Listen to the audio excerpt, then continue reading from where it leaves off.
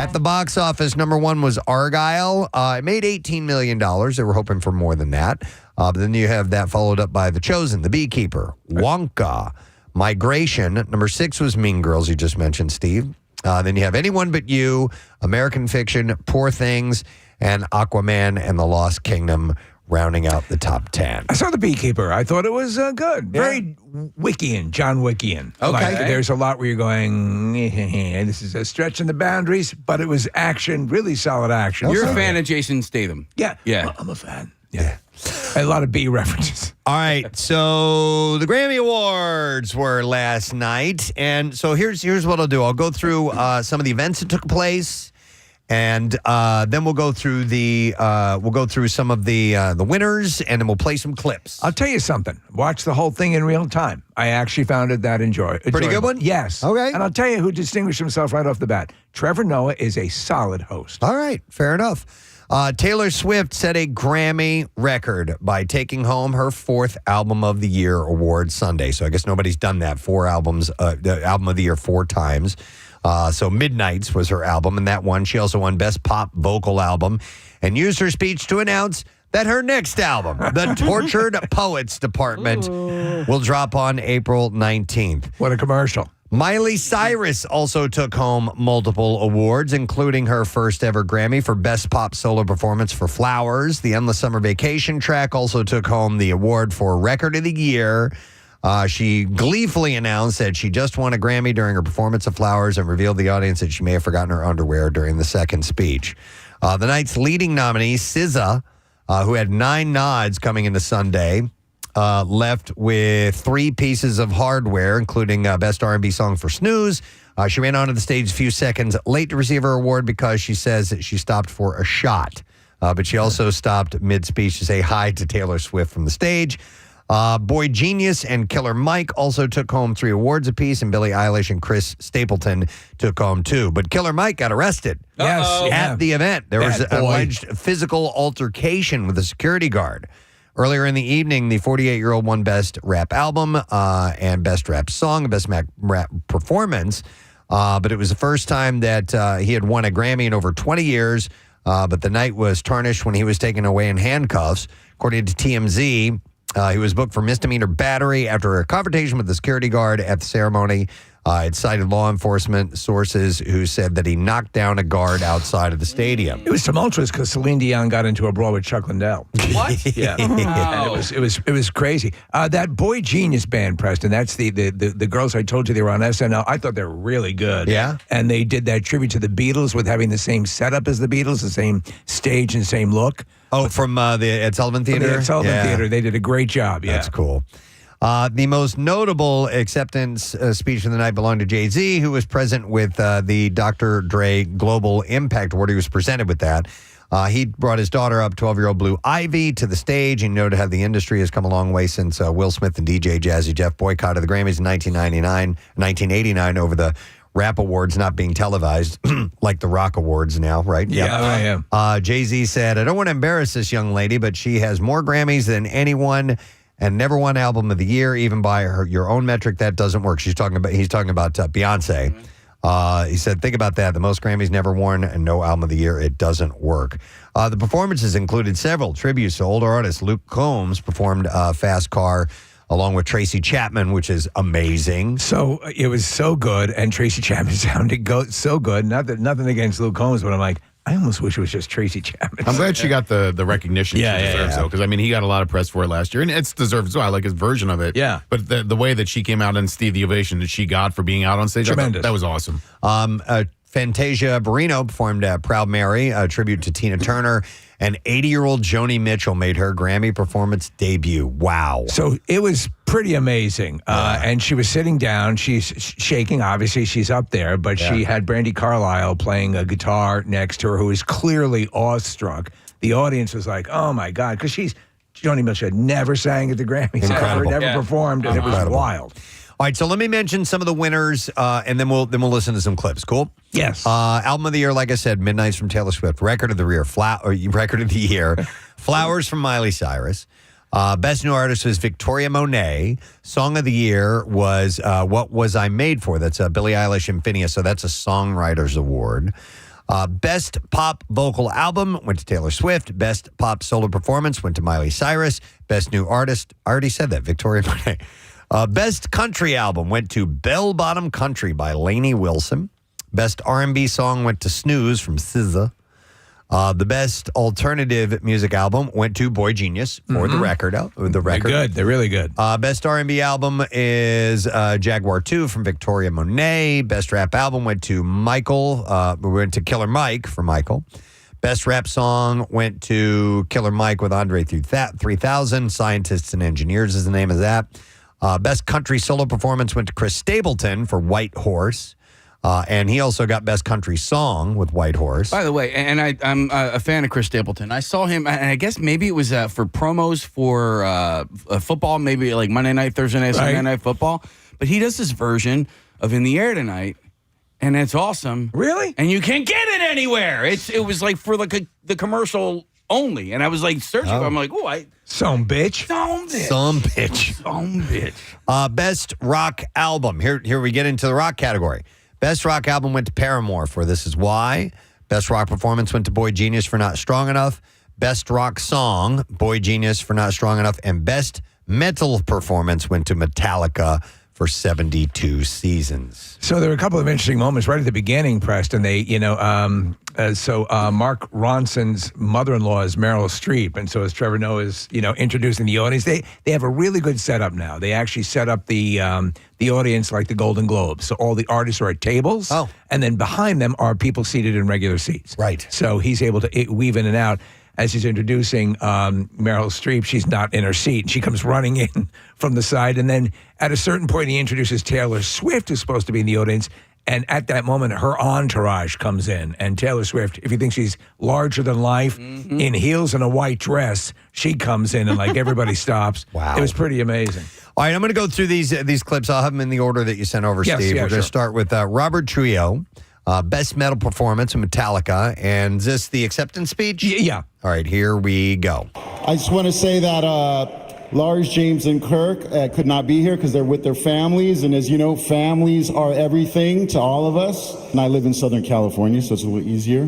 When you're making an album like this, you're jamming, you're collaborating, the spirit of 72 Seasons, which is your youth, and creating music together. Keep those instruments in your hands. Let's keep the youth making music and keeping the dream alive. Yeah. And that was not telecast. I know, right? yeah. Well, I didn't see it. I was watching the whole thing, so unless I missed it during a pee-pee break. No, I think that they don't show that on the broadcast. But still, anymore, good choice, stuff. right? Yeah. I think it's cool that he's the new guy still and always will be, and he got to do the acceptance speech, so I thought that was kind of cool. All right, let's play some of the performance. Tracy Chapman and Luke Combs, Fast Car. Here we go. You got a fast car. Fast enough so you can fly away. We gotta make a decision. Leave tonight or live and die this way.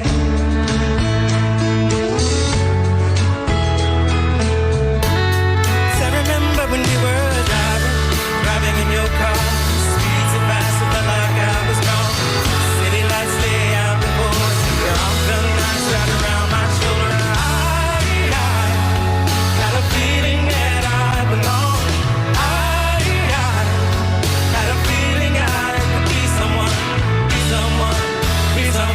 That song is phenomenal. I remember the first time I heard that, I was sitting in the car and just sat there like, holy crap. Yeah. That's a powerful song. Me too. And it was it was its own sound. And of the time, it wasn't indicative of anything else that was out. And you're just like, wow, this is different and cool. And then you listen to the lyrics and you're like, I get choked up listening to that song. I do right now. Yeah. Everyone in the theater, wherever the hell they were, was moved. Wow. And by the way, Tracy Chapman looks sensational. Yeah. She looks better than she's ever looked. Sounds great. It sounded great. I was wondering that because I do love that song. I love the original. I love his. And yes, when she started singing, I was like, oh, good. Yeah. Another great song is Give Me One Reason. Another great song. song. Oh, my God. Give Me That One one's Reason. just the best. So I'm It's almost happy. as good as our Blood, Sweat, and Tears. Almost. I am happy that the song is getting this second win, and people maybe who weren't familiar with Tracy Chapman are taking a look at her again. And as Nick pointed out, everyone was very thrilled that she was there, and Luke Holmes, did the "I'm Not Worthy," to her, and it was very cool. All right, Miley Cyrus, best pop solo performance for Flowers. This is her acceptance speech? Yes. Okay, because she went up a couple of times. She did, yeah. Here we go. I want to thank everyone that's standing on this stage right now. My mommy, my sister, my love, my main gaze, because look how good I look. I don't think I forgot anyone, but I might have forgotten underwear. Bye. There were no embarrassing speeches. There was everyone was observant of the time. I don't think the band had to play more than 2 or 3 times to just remind people to leave the stage. Everyone was thankful and happy, and it was very positive. That's awesome. Excellent. Taylor, best pop vocal album, and this is when she announces the new album, which we said just a little while ago, but this is her doing it herself. Okay, this is my 13th Grammy, which is my lucky number. I don't know if I've ever told you that. I want to say thank you to the fans by telling you a secret that I've been keeping from you for the last 2 years, which is that my brand new album comes out April 19th. It's called The Tortured Poets Department. I'm gonna go and post the cover right now backstage. Thank you. I love you. Thank you. She also promoted an epoxy that you can put on a screen door. Stop it. Yeah, and if you do that, you can use it as the bottom of a boat. Okay. She really does the glamorous look well. Oh, she does. You're right about the white dress, and she had the gloves that come all the way up to the biceps there and stuff. So she looked great. She came in with the who's her producer? Used to be in Jack Antonoff? Yes. So this guy is really one of the main driving forces of her success, other than the fact that she's super talented. Yeah, he won a Grammy last night as well for Best Producer Non-Classical, I believe.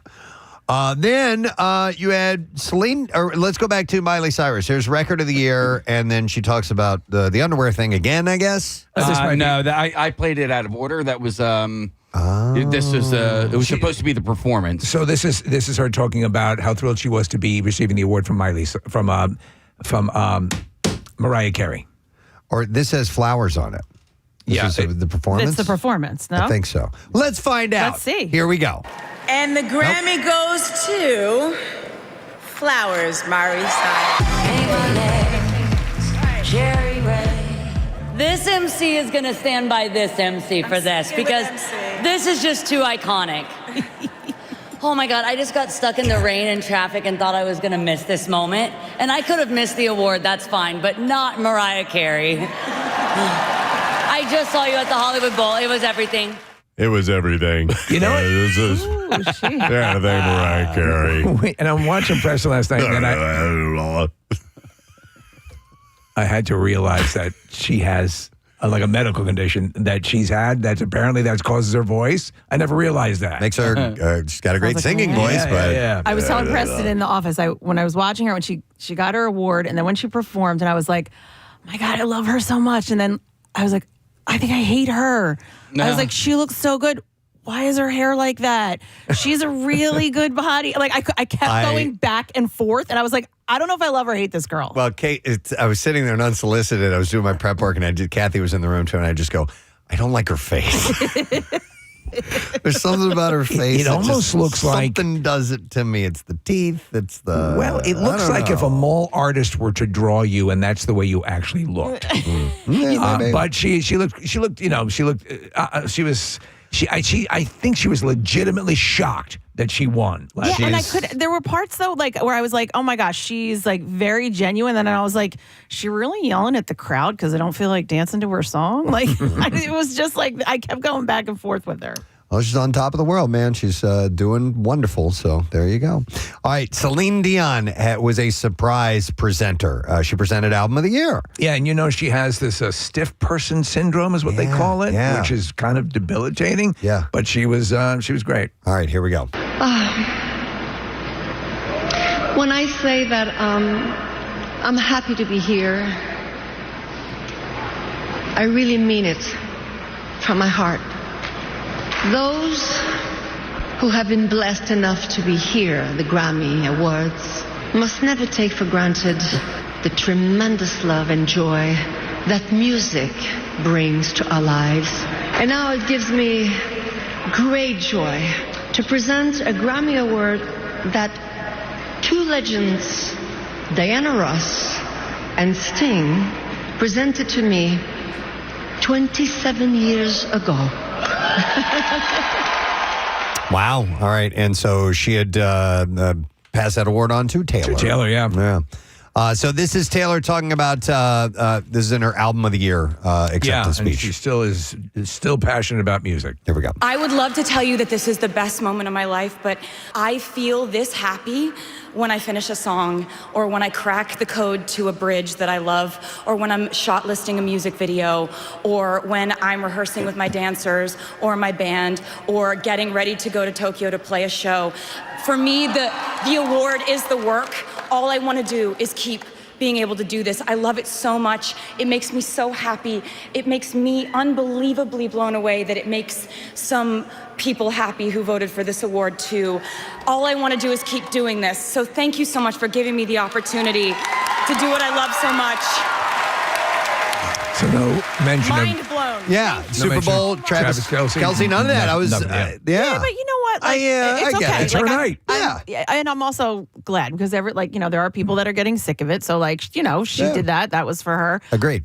Wait, I have a question. I want to go back to Miley Cyrus really quick. She said that she has only ever performed the song Flowers live twice. How is that possible? And last night was the second time. Does she not I don't know. tour? Is she not touring right now? I'm not sure what the she's case not, is. yeah. Sometimes, I thought that was bizarre. in this day and age of putting out a song at a time, you don't necessarily Right. gear up and go do a tour just because you have a hit record, So, But still, I was like, you didn't perform that anywhere? well.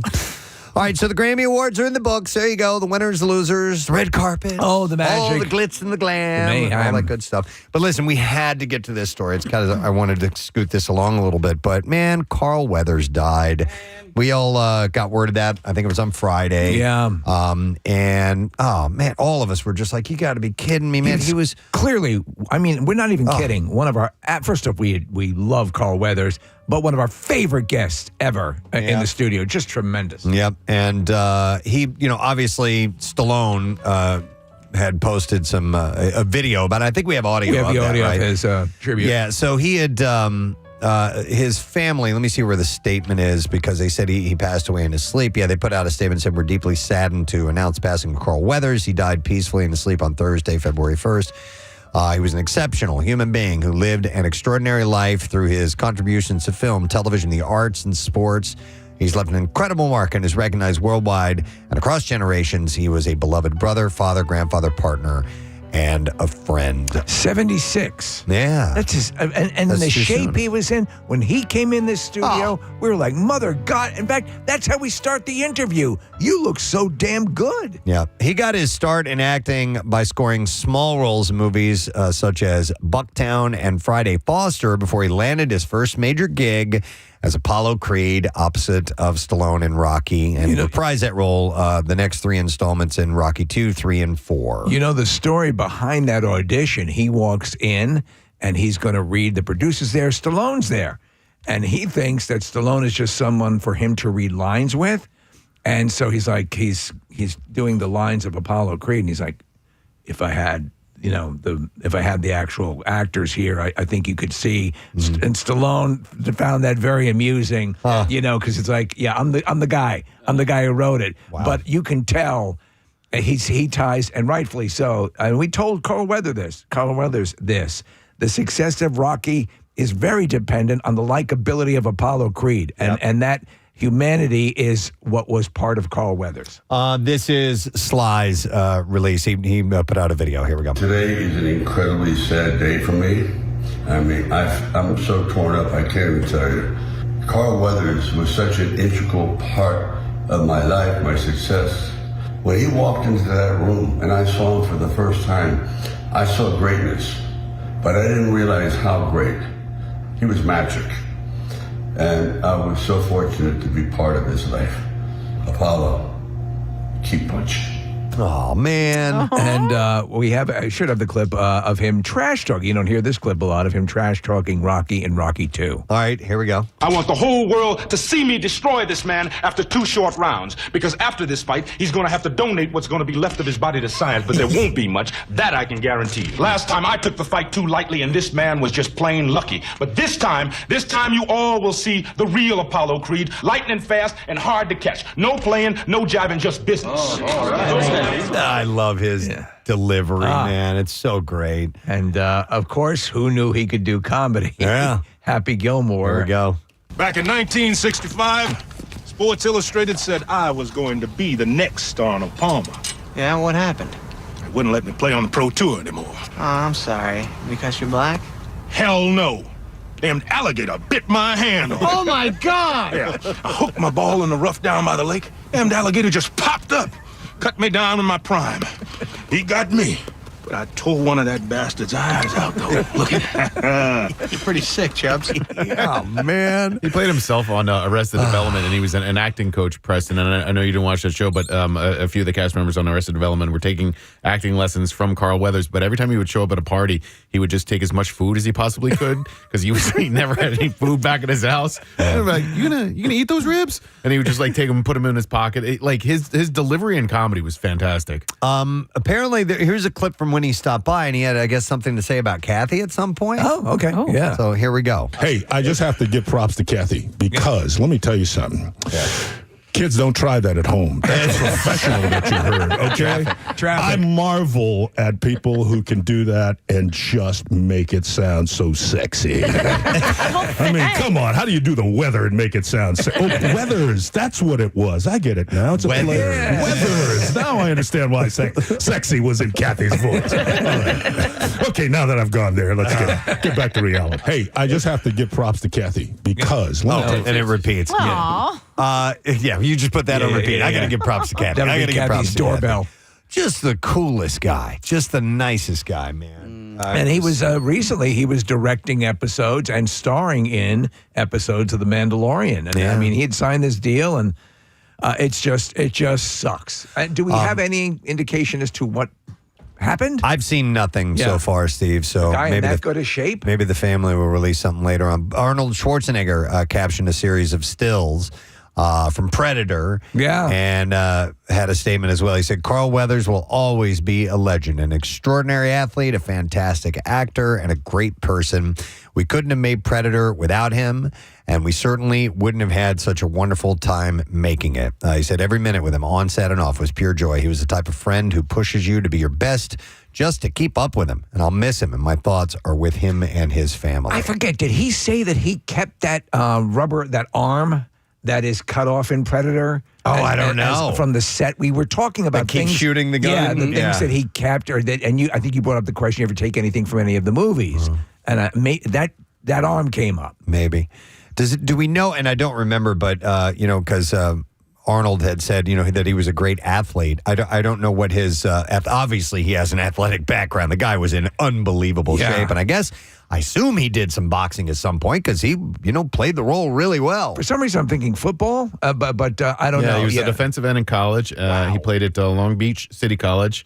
So he ended up playing the San Diego State Aztecs. So, Steve, he was a football player. Signed with the Raiders as an undrafted free agent in 1970. Do you remember the movie Action Jackson? I do. That's great. I agree. I've forgotten what it was about, really, other than him being a detective. Yeah. But I just remember that the opening sequence, there's a guy running through the police station, and all of a sudden he lands on a desk and spills coffee and knocks everything off of the desk, and he looks up and Carl is sitting there and he's like, oh my God, I'm gonna die.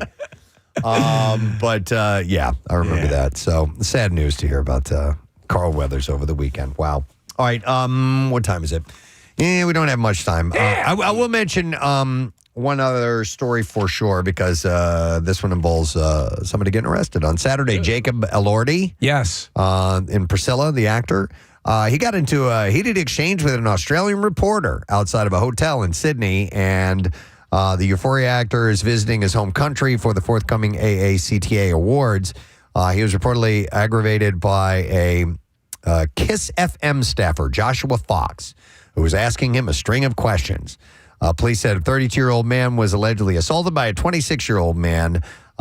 He did not sustain any injuries, but I guess he was detained for a moment Apparently, or two. Elordi put his hand around his throat and pushed him against the wall. Whoa. Because there's this bathwater thing from the movie that In is Saltburn. In Saltburn, right. Yeah. So this is a big thing, to drink his bathwater. Right. And you alluded to what that was about, Casey. So the reporter asked his question, which apparently has been asked a little bit too much of Elordi, so he went a little bonkers, and then he said, erase that off your recorder, and he says, okay, I'll erase it, and he says, now erase it from your deleted files. Right. And he goes, I'm not going to do that, because if you're assaulting me, that's my proof that you assaulted me. Was this just on the street? It was at a restaurant. All right, so is my understanding. So he's not anywhere where he needs to be answering questions from the press. Right. So he was just So simply, at that guy. Yeah, he was approached by the guy, but you can't choke somebody. I know, put your hands on somebody. Yeah. Right, But, Yeah, he was probably being the overbearing, annoying. He's a big dude. Reporter, Yeah. but yeah, who knows?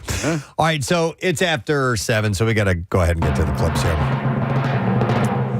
All right, the Below Deck drama begins immediately in season 11. It's 11? Yeah, I know. With Captain Carey replacing beloved Captain Lee after 10 consecutive seasons. And in this clip, co-star Captain Sandy Come on. talks about balancing the onboard drama. Here we go. I only see the drama when I watch the show because everybody's on their best behavior in front of me, right, Timmy? 100%. I have no idea what they go through emotionally, and then it kind of helps me go, wow, that's why they acted that way, or, their response was like that, because it's emotional. And then they have to come upstairs and smile and serve like they want to be there when they really want to be away from the person they're standing next to. I don't think I want to see it. Season 11 of Below Deck premieres tonight on Bravo. I spoke to her before. She's cool. Oh, yeah? The captain? The captain, yeah. Where did you speak to her? On her story. I interviewed her, and no kidding. she was really cool. Is that the new show on WMMR? Yeah. It's soon to be. Soon to be. All right, next clip. This is a short one, by the way. It's only 3 seconds long. 3 seconds. All right, so thank you, Casey. Curb Your Enthusiasm is officially kicked off its final season after 12 seasons, over 24 years, with 120 total episodes. Larry David shares his final thoughts in 3 seconds. Here we go. Oh, we're done. It's over. Yeah, it's over. Sounds about right. Gets it done. He's had enough of it. All right, and there you go. That's it in the entertainment report this morning. All right, let me give away the last one that I have of this. Casey just handed this to me. Is it the last one? That's it. Lisa Frankenstein. We have a screening of this movie, and it is going to be tonight. Damn, tonight. So let's take call number 8 at 215-263-WMMR. The movie's going to be at the PFS East Theater, 2nd Street in Old City. And we'll set you up with that 215-263-WMMR. It's going to hit theaters nationwide on Friday, February 9th. Set in the 1980s, the film is a comedic horror story with two teenagers who embark on a journey to find love. So let's get you there. All right, let's take a break. Don't forget we have a concert announcement coming after the B-File. We have beautiful sunshine as the sun is coming up on a Monday morning in the Delaware Valley. So hang out with us and we'll just add to that sunniness in your life. Stay with us. Metro traffic on 93.3 WMMR. All right, thanks, Kath. Don't forget, concert announcement coming up with the Bizarre File in a little while. We will get to that. And we'll do some more invites for Galentine's Day in a little bit. It's a week from tomorrow. And we've officially nailed down our activity that's going to take place. This was Kathy's idea. We're going to reveal that on air? Oh, or? totally. Yes, we can talk about it if you want. Okay, we'll get to that at some point. You ladies, you're going to love it. Very soon. You're going to love it. So, best sorority in the world. Yeah, we're getting excited for it. So listen up for your chance to win some tickets. But I wanted to real quick touch on this thing. Kathy had told us that about a little while ago, and I'll bet a lot of people have had this at one time or another, or maybe even now, because it's it's a new year. I know we're a month into the new year, but it's still kind of fresh. Oh, yeah. 2024. Yeah. But you had a bit of a breakup that you went through. I did, yeah. What happened? I'm just glad that you guys have been here for me through this. No, it was so hard. It wasn't like, well, okay. So I switched gyms. Oh my God. So I had to How'd you do that? I had to tell my old trainer that we were going to this other gym. Like I didn't want to leave her. Both guys hanging. are named Jim, by the way. No. No, like my workout gym. And so I had to tell her, I was like, I'm not going to, I mean, I consider her a friend as well, but I mean, she's been training me for probably a couple of years at this point. Her business is a little bit smaller. And listen, I'm not like completely leaving. I'm still going to go back and do some stuff But with it's her. just not the same. Well, no, she does classes, but this new place, it's a little bit bigger. It offers more. It's a little bit of a different workout, and I needed a change. Like I was sort of just getting like for myself, I was just not like into it, and so I needed something a little bit different. This has yoga. I'm getting way more. You're saying it's not you, it's me. Right? Yeah, Nick, it wasn't her. It's me, Nick. It is. Thank you for putting that out there. But it was like. And I was like, I like wrote the text and then I deleted it. Oh my God. And I wrote it again. And I was like, I want her to know I'm not gone forever. I shouldn't use the C word, should I? Did you consider an in-person breakup? No, because then I would have had to pay her. Coward! No, because I would have had to pay her then, Nick. Well, pay her before the session. No, I don't hang out with her outside of it. Our relationship is just working out, but I had to tell her, and it was It's tough, right? Was difficult. Oh my God, and and you were not dissatisfied with what she was doing. You just knew you needed something different. Yes, it was me. You need more. I just needed a little bit of a change, and I know that I will end up back with her at some point, but I just for now I needed a change, and I didn't want to leave her hanging, and I had to tell her. Now there are people like you have to break up with sometimes, like hairstylists and stuff like that. I've got my like change hairstylist trick where you don't really have to break up with them. You can kind of just like ghost them. Well, see, I've ghosted those people before. But not like, but so my thing, because I'll go into the hair salon. I go to the same hair salon. You guys know I go to Gravity Hair Salon. Yeah. And, but I've been to a number of different people. And they know my trick too. I tell them all the time. I probably shouldn't say it out loud though. Well, you've already committed, so let them know what the trick is the next time it happens to them. So when I walk in and I see the person I've been going to for so long, and I've switched to another person, they're like, "Oh my God, are you in?" I'm like, "No, you were booked. I cannot get in with you." That's what I say. They're like, "Did you hear that Debbie's a crack addict?" Wait, meanwhile, they're sitting there. They have no clients. Yeah. No, I'm kidding. So listen, hair salons are closed on Mondays usually, so there's a good chance that Kathy's hairstylist is sleeping right now. Don't be an a-hole and tell her or him that she just said that this morning. Oh, no, they know. They know. They know. They're not They know. idiots. She knows I Yeah. do that. All right.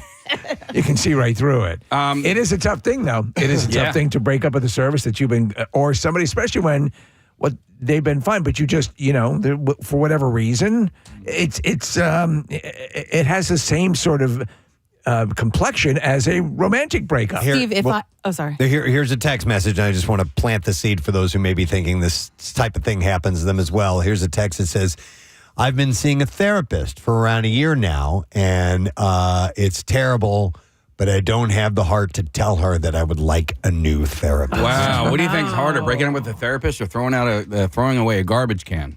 What do you mean? Because it's like, how do you, like, this is the person that I go to all the time to, like, tell all my deepest, darkest Oh, and how? stuff. If you try to put a garbage can out for them to take, they just leave it and think it's an empty garbage can. Telling your problems to your garbage can. Yeah, that that's never hard. happens. I had to break up with my dentist years ago.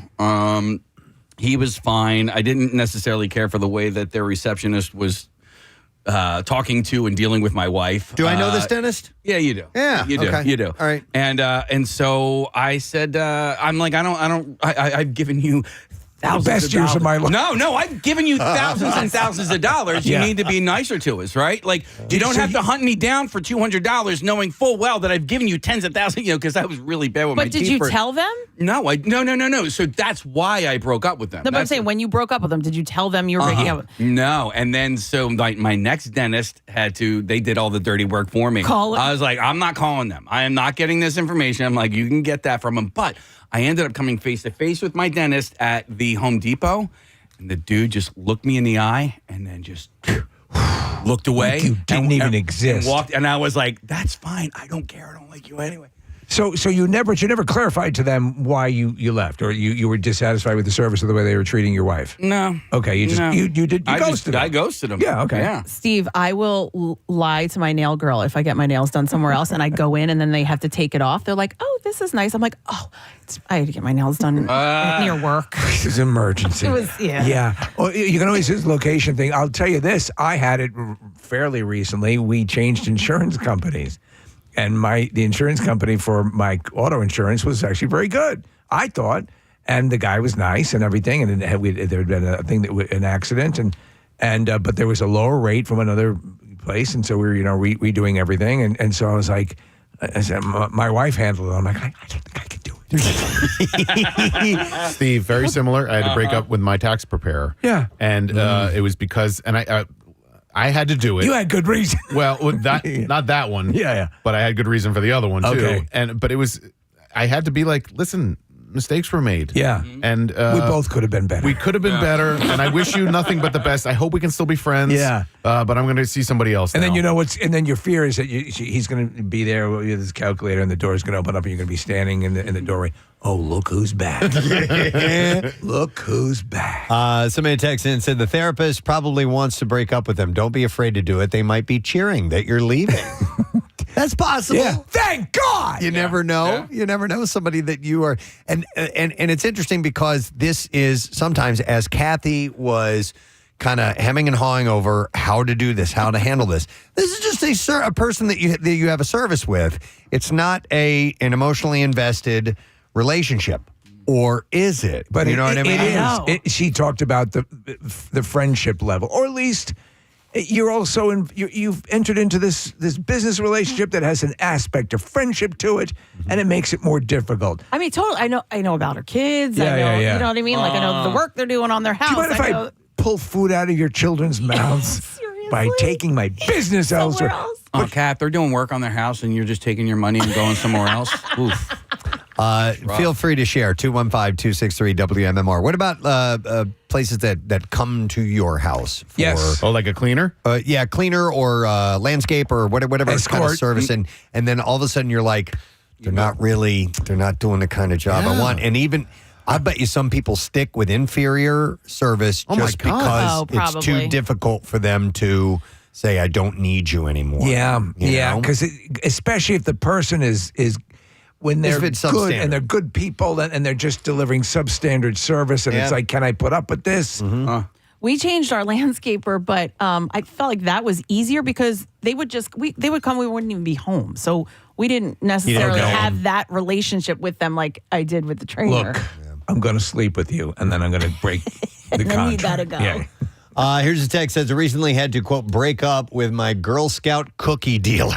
Oh, no. I had been buying them to support my old coworker's daughter. However, my new coworker, who I'm closer with now, her daughter is selling them, so I chose to switch. I would buy from both of them, but that means I'll be eating away too many cookies. I keep changing subjects on my old coworker's messages.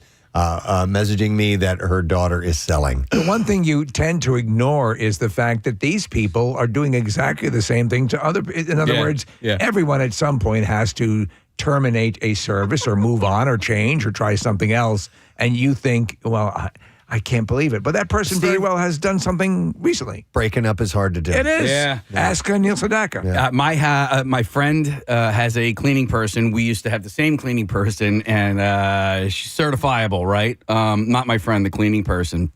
And so, but it's a double-edged sword because would she poop in the house? She's really good at her job. Okay. But she's way unhinged. And it's like, what do I do here? Right. So we ended up just moving. And she doesn't know where we live now. So that's how we got out of that. We're out. Let me go to some calls. I have Megan on the line. Megan, good morning. Good morning. Hey, bitches. Hey, what? What's up, Megan?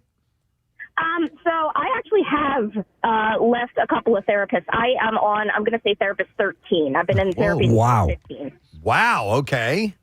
And sometimes you move, or sometimes, like I couldn't go to the same therapist I was seeing at home at college. So like you just have to kind of bring that baggage with you. But I have absolutely said to a therapist, this is not working for me. I need a new therapist.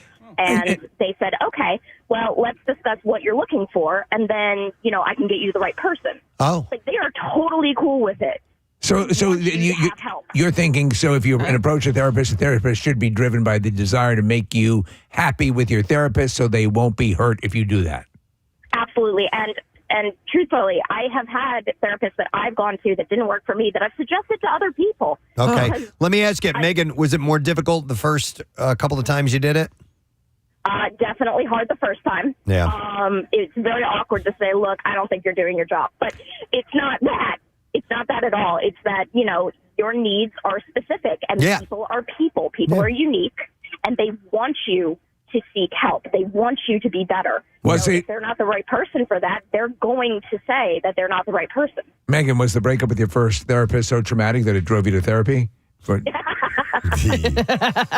Thank you, Megan. Appreciate the call. By the way, somebody texted in, and I'll bet this happened quite a bit. This says, I had wanted to break up with my hairstylist, and then COVID happened, and I just never went back. Yeah. And things opened back up. I'll bet you COVID provided opened up an opportunity for some people who wanted to end a relationship like this. Listen, I died from COVID. Oh, no. That's why I haven't returned. Oh, that's so sad. Yeah. So sorry for your loss. Let me go to Joe. Hi, Joe. Good morning.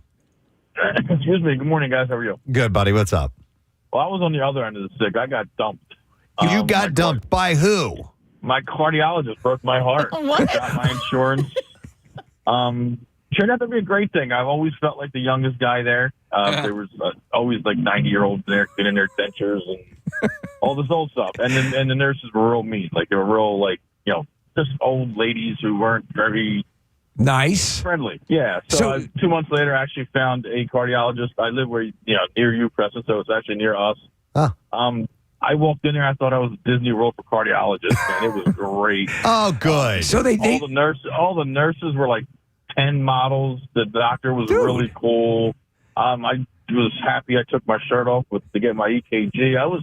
It was good. I didn't want to leave, man. I was very, very happy that I got the new doctor. So how did the old cardiologist break up with you? Did they just say, listen, we're not accepting your insurance, or what did they do? Yeah, they just called me and said, hey, listen, you've been a patient of ours for 2.5 years, but we can't see you no more. So I'm like, great.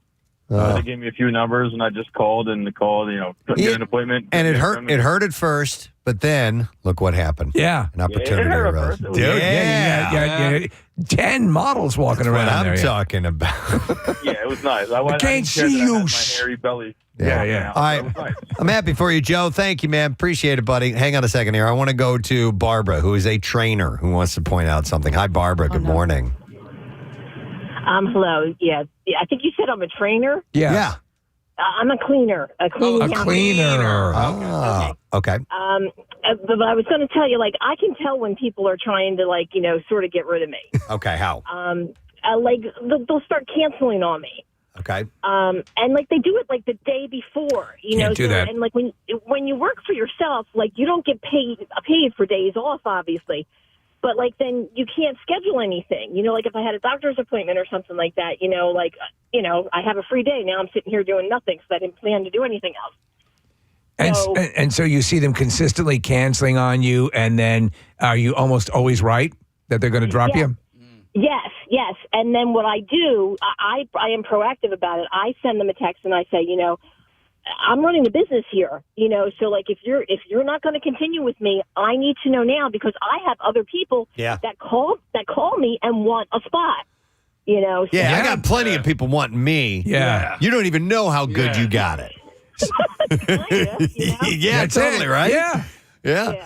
It very much thank you, by the way. It very much parallels the dating world. A lot of times. I remember one time this guy, I was at a barber shop and I heard this conversation go down, and they would charge $5 for a haircut. I used to just get a buzz cut. Yeah.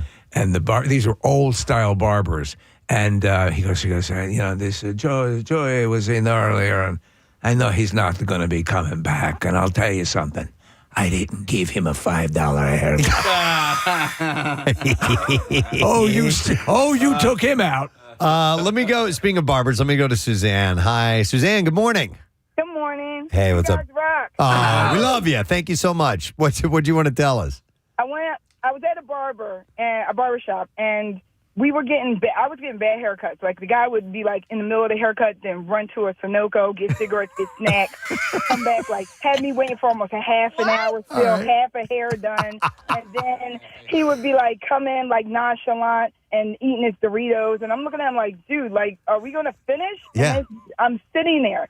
So then I switched barbers underneath him. I didn't tell him nothing. Yeah. Now, mind you, the new barber, he sits right next to him. So I did the walk of shame every time I go in there. I look down at my feet and be like, I'm so sorry. And then he looks right at me while I'm getting my hair cut.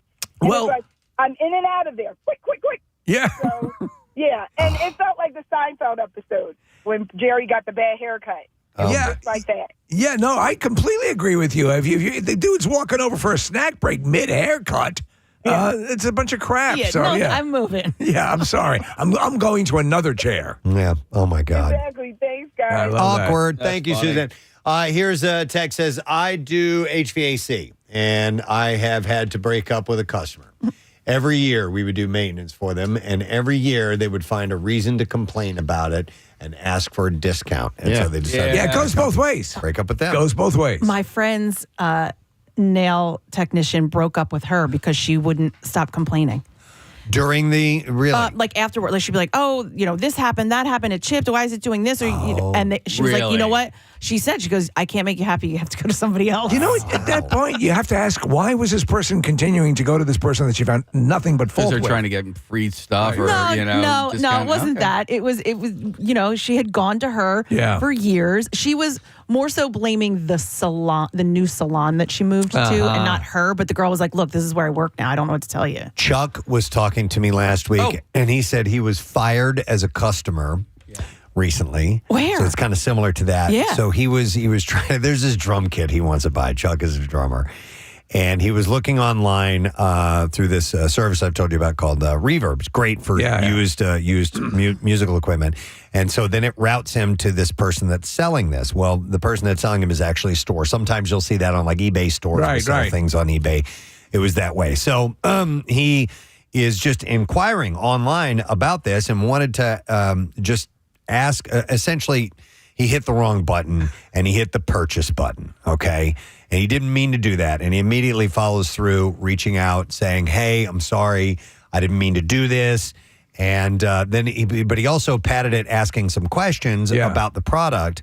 And therefore, they thought, well, maybe he's still interested in buying this. And eventually, he was like, no. After he got the answers to the questions, he's like, well, I've decided that. He waited a couple days and he said, I'm not going to get it. And then they responded with a reply of, okay, that's fine, but please don't shop here anymore. Wow. Yeah. Wow. Right? Yeah, this place out of Chicago. Please don't shop here anymore. What? You got somebody that's willing to spend money. I don't know how you could ever do that. I thought I had talked him into buying that. I'm surprised he didn't follow through. Yeah, it was just this particular one. Oh, all right. And he was on the edge of it. Maybe it wasn't the right price. I don't know. Wait, Don't did you shop here say what it anymore. was or no? What's that? Did you say what it was?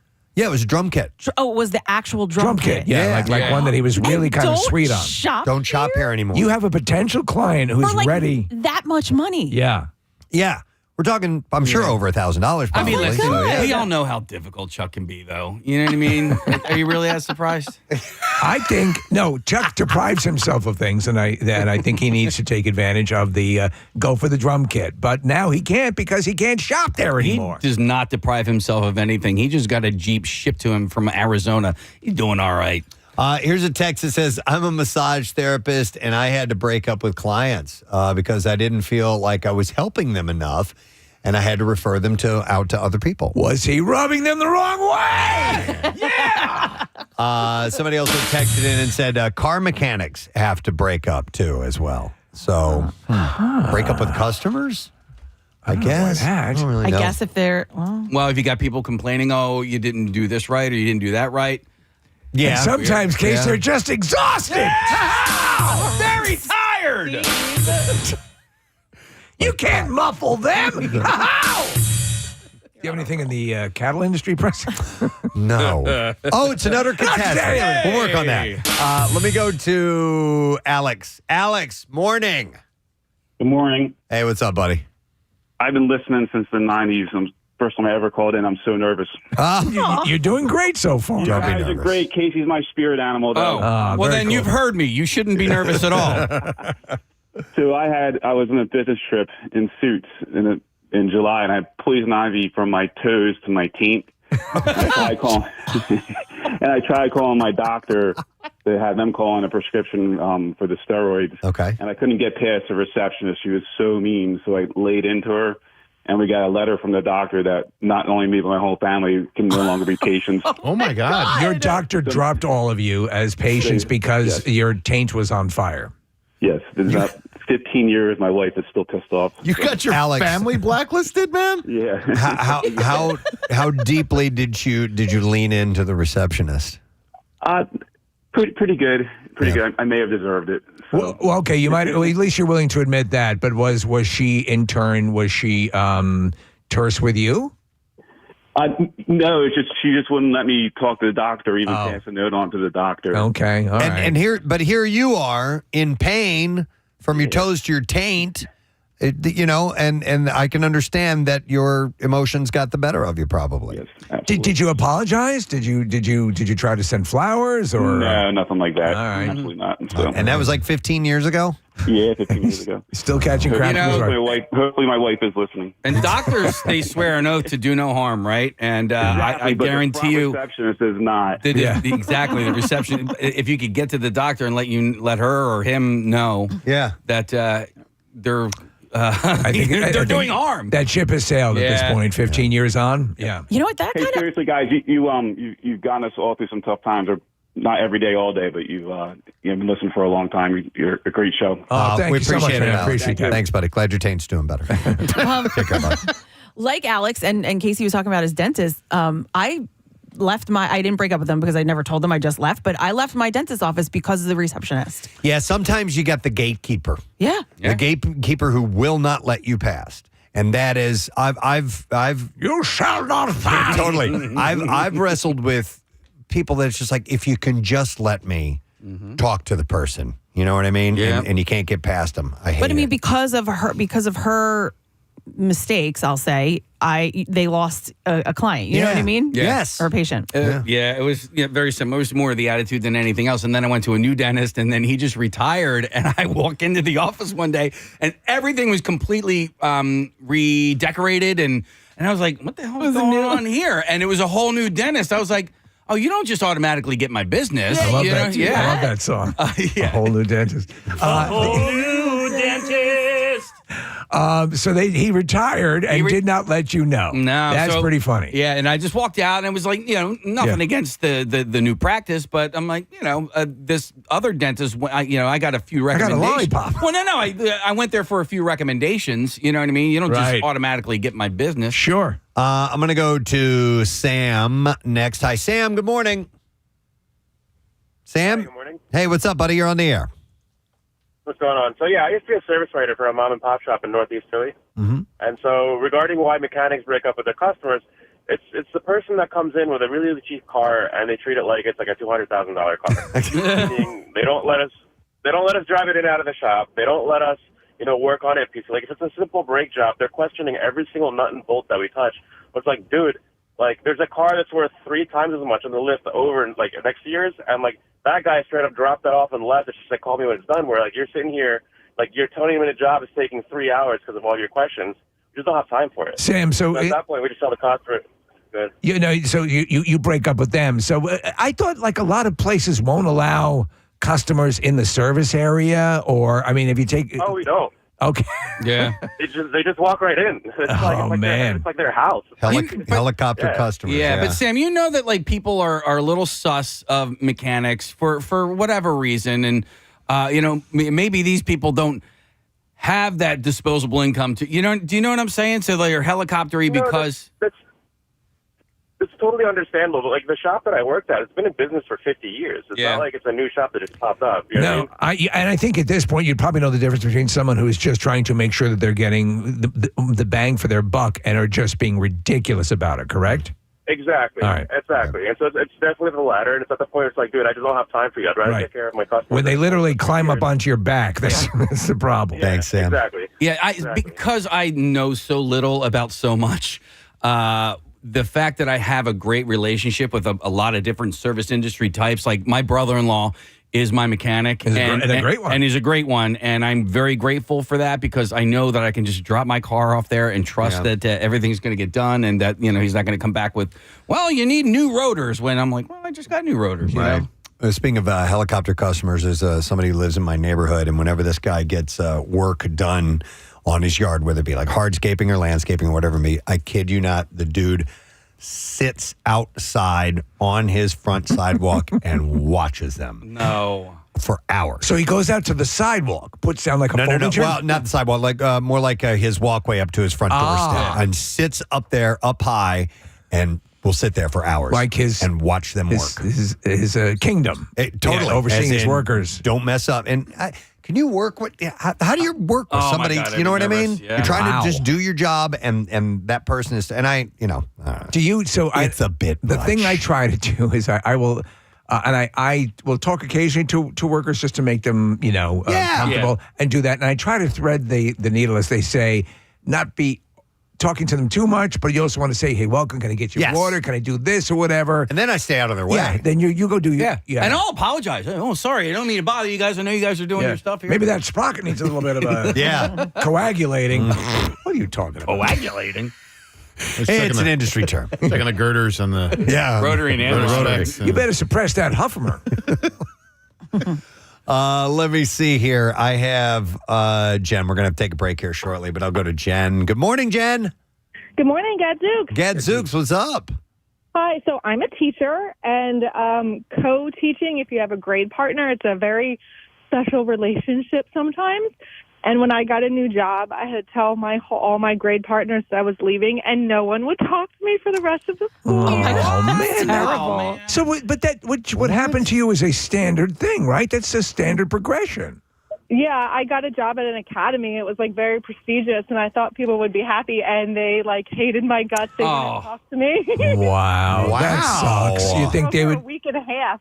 It's kind of a blessing in disguise. I'm trying to find like the silver lining here. At least those people revealed themselves to you early enough where, you know what I mean?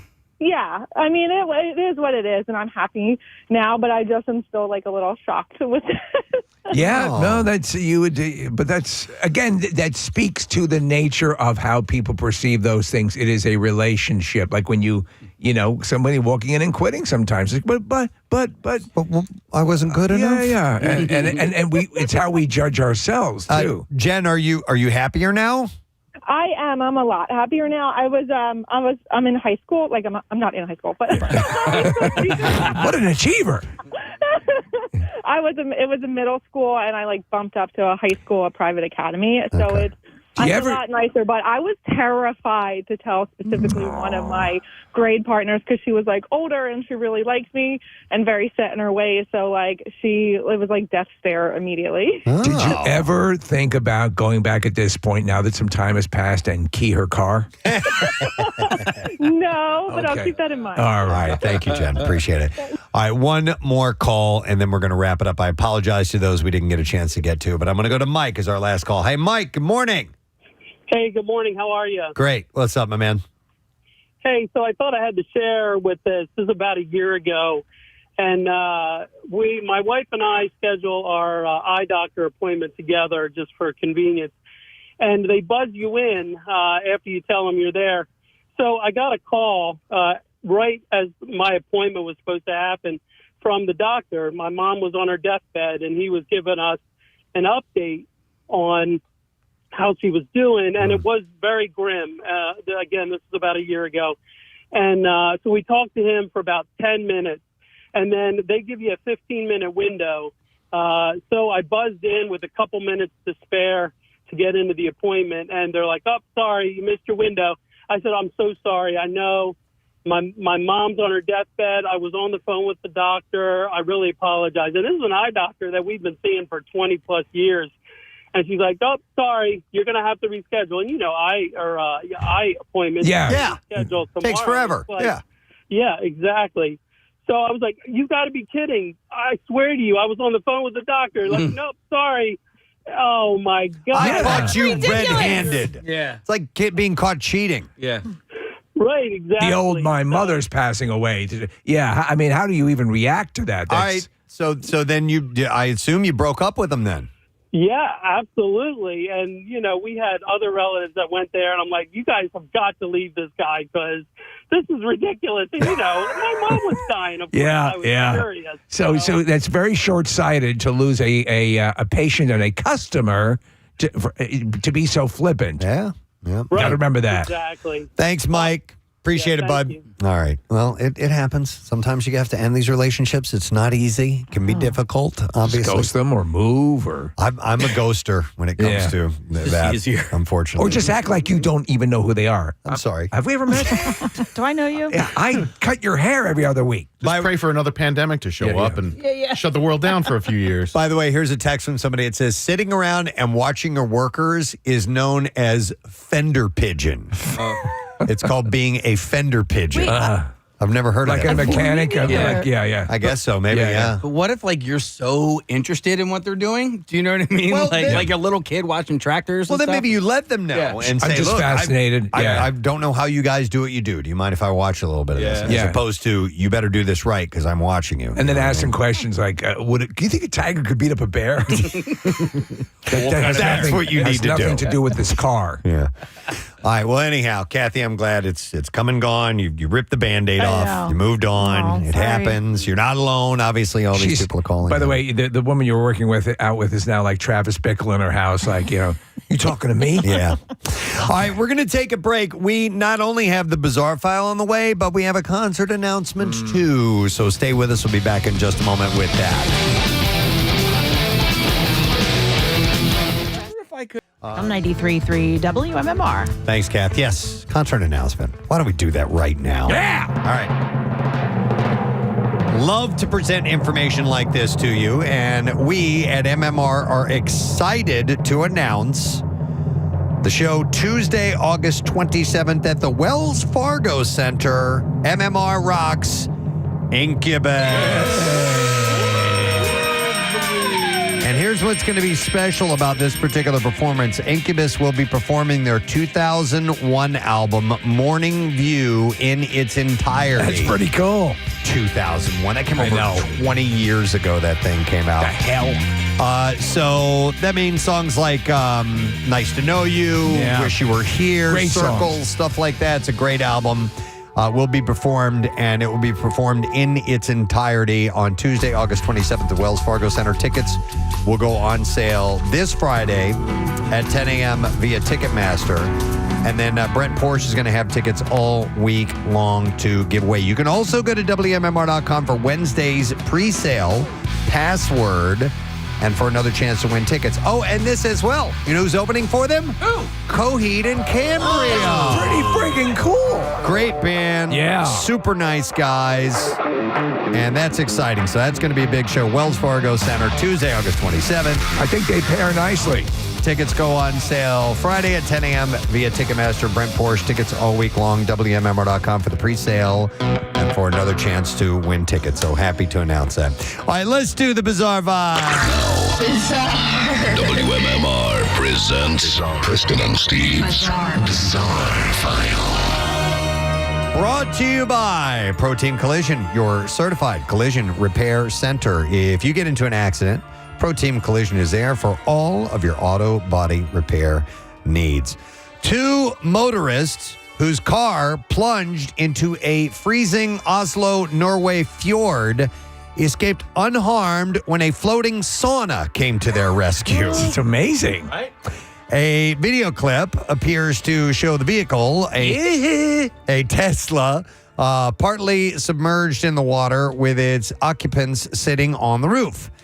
They were pulled from the water by a floating sauna. Are you go there in that there car? Several floating saunas are available for hire on the Oslo fjord, both stationary and motorized. In the video, images the car can be seen sinking under the water as they are floating, as the floating sauna pulls up next to it. I keep thinking of Frozen. Big summer blowout. I've become a big sauna guy, by the way. I go Really? Yeah. I used to hate it, and now After a nice workout. You digging it? Yeah, 10, 15 minutes. Some 70-year-old guy. Sweat it out. Yeah. As people in the sauna, you can see in the video, pluck the motorist from the freezing waters.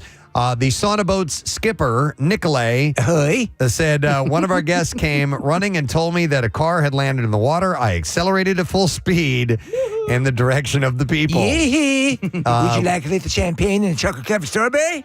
With the help of 2 guests, we pulled them up. They were able to warm up the sauna. In the sauna. And the owner of the car, who was not identified by name, said that he had thought that the car was in park mode when he hit the accelerator pedal. This is Tatiana. She's my lover. In Australia, Philip Morton was found hiding in a hedge near Perth Prison and claimed he was just searching for his pet chihuahua as it had been dog-napped by a Romanian circus troupe. Same old story. You know. The sheriff, Sheriff Amidio described Morton's story as fanciful and said it was one of the most remarkable lines of defense I've ever heard. Yeah, you're just a hedge hogger. Morton was found guilty at a trial of trying to fly a drone into the jail. Yeah. When Perth Sheriff Court heard how Morton was caught red-handed after driving a getaway car into a cul-de-sac and being found hiding in the bushes. The 33-year-old was heard rustling in the undergrowth after prison officials chased the 70-mile-per-hour drone away from the outer wall of the Perth prison. Morton was spotted putting the drone into the trunk of his Audi, but he drove up a dead end and the officers blocked his escape. He clambered over a 6-foot fence trying to escape, used his remote locking key to deadlock the car with the active drone in the trunk. He claimed that he was near the prison in the dead of night because he believed a Romanian circus performer had stolen one of his pet chihuahuas. Yeah, that's what I think. Yeah, he said, the police said we were told the circus left the dogs outside at night. Do you have a pet chihuahua? As daft as it might sound, I brought the dog's father, Archie, to see if he could find it. Morton then claimed that he was found in the bushes because he had downed a liter of vodka and had collapsed in the middle of the dog hunt. He needs to work on his storytelling. Yep. So Morton was found guilty of trying to use a drone to fly a cell phone into the Perth prison. A Brazilian man who feasted on one of the most poisonous fishes in the world has died after spending 5 weeks in the hospital fighting for his life. Oh, my God. What fish was it? It was a puffer fish. Oh, man. Magno Sergio Gomez and his friend ate the toxic puffer fish known to be 1,200 times more poisonous than cyanide over Christmas and after receiving the fish as a present. Gomez and his pal gutted the fish, removed the liver, and then boiled it and ate it with lemon juice. However, less than an hour later, both Magno and his friend felt seriously ill. His sister, Miriam Lopez, added that her brother had never cleaned a puffer fish before. You have to know exactly what you're doing. Magno started to feel numb in his mouth. He then went into his wife to the hospital driving his car. When he got there, his mouth was even more numb, and he felt sick. Soon after, he had a cardiac arrest that lasted 8 minutes. Lopez said that Gomez was intubated and put on life support, but he never recovered. Lopez said that her brother's friend survived the ordeal. He had the lasagna. But he's having trouble with his legs. It's not clear if the friend was the same pal who gifted him the pufferfish. Pufferfish contain deadly toxins, tetrodotoxin and or saxitoxin, which can cause severe illness and death. The toxins are found in the livers, gonads, skin, and intestines of the pufferfish. Yeesh. Yeah, it's messed up. You don't try to do something like that on your own. I can do this, yeah. All right, here's a story out of Illinois. A Springfield man is back behind bars after law enforcement officials said that he committed another crime. Excuse me, hang on. A little piece of food in there. Said that he committed another crime just minutes after being released from custody. The sheriff's office said James Kirst was arrested on Friday for criminal trespass. He was released from the county jail at 7:34 p.m. with a notice to appear in court. 15 minutes later, at 7:49, officials said Kirst called the Central Dispatch and told them he had thrown a metal pole through the front entrance of the Sangamon County building. The damage was about $3,500 to repair. Officials said Kirst had 42 previous arrests and charges from other crimes. Is this just one of these guys who needs to be behind bars? I think it likes might that? be, Steve. He just feels maybe more secure or something. I don't know. It but happens. He called the police on himself. He's currently in custody and refused to attend his first court appearance, so he didn't even show up for that. All right, we'll do one last story. In Connecticut, a man faces charges for stealing a truck in West Haven that carried $30,000 worth of ice cream. Police identified the suspect as 35-year-old Travis Jones. Police said it received a 911 call that reported an ice cream truck had just been stolen from the business. The victim reported he was delivering ice cream when the truck was stolen from his parking lot. There was about $30,000 worth of ice cream was inside the truck. That has got to be a lot of ice cream. Any brand mentioned? They did not in this story. They did not. An officer coordinated with troopers who located the stolen ice cream truck traveling down 95. Officers were able to safely get the driver of the ice cream truck to stop on 95 exit to 27A off ramp. Jones was identified as suspect who was behind the wheel. He was taken into custody without incident. He was processed and charged with larceny of a motor vehicle and first-degree larceny. $30,000 worth of ice cream. That could be fun. Yeah, oh yeah. And that's what I have in the bizarre file for you. Ice cream did we put in the children's wading pools when we did the drunk day? So we had to mix that with water. Because we didn't have enough ice cream. So we kind of, Cut it. loosened it up a little bit. We couldn't have a near drowning if it wasn't as liquidy as it was. You know what I mean? Dude, I'll tell you, the time that we did another children's wading pool thing, and I think it was my idea, and when we started doing it, I'm like, this is a stupid idea, but we're committed. We did pearl jam diving. Oh, for the jam. So Jesus. We hid a quote-unquote pearl in a children's wading pool full of jam, like, jelly. The stickiest friggin'. But it was a nightmare. Getting the jelly and jam out of the jars into the pool took hours and hours and hours. I remember that. We went to like a Costco and we just bought, pallets of this stuff. Did we do that in the conference room of the building? We did it in the conference room of the radio station. And that was a pain in the ass. It was. I remember as we got started, I'm like, it doesn't come out of the jar very easily. But you got to follow through once you set the contest we had announced parameters. it before we even tried to put it together, which is the way we used to operate. Which we learned from that point forward. Only do M&Ms. Oh my Much easier. God, yeah. We've done M&M stuff before. That was worth it. Yeah. All right, as we take a break, which we are doing now, I would like to invite you to the Galentine's Day party. And I tell you what we'll do. We'll take 3 callers right now, 215-263-WMMR, at least 21 years of age and able to join us a week from tomorrow at Rivers Casino. They are letting us take over Jack's Bar and Grill. And we're going to hang out with the gals from our sorority system. And it's Galentine's, so this has become a thing over the past several years where the girlfriends all get together and hang out before Valentine's. And we'll initiate newbies, correct? Yeah, we'll do that for sure. And we have an activity that's going to be taking place. Are we announcing that, do you think? Yeah. Do it. Let's do it. What's our activity, Kathy? We are going to be making bracelets. The gals, we're going to be making friendship bracelets. A friendship bracelet making workshop with Marinella Jewelry. Casey, she wants me to let you know, Delco. I love her even more then. Yes.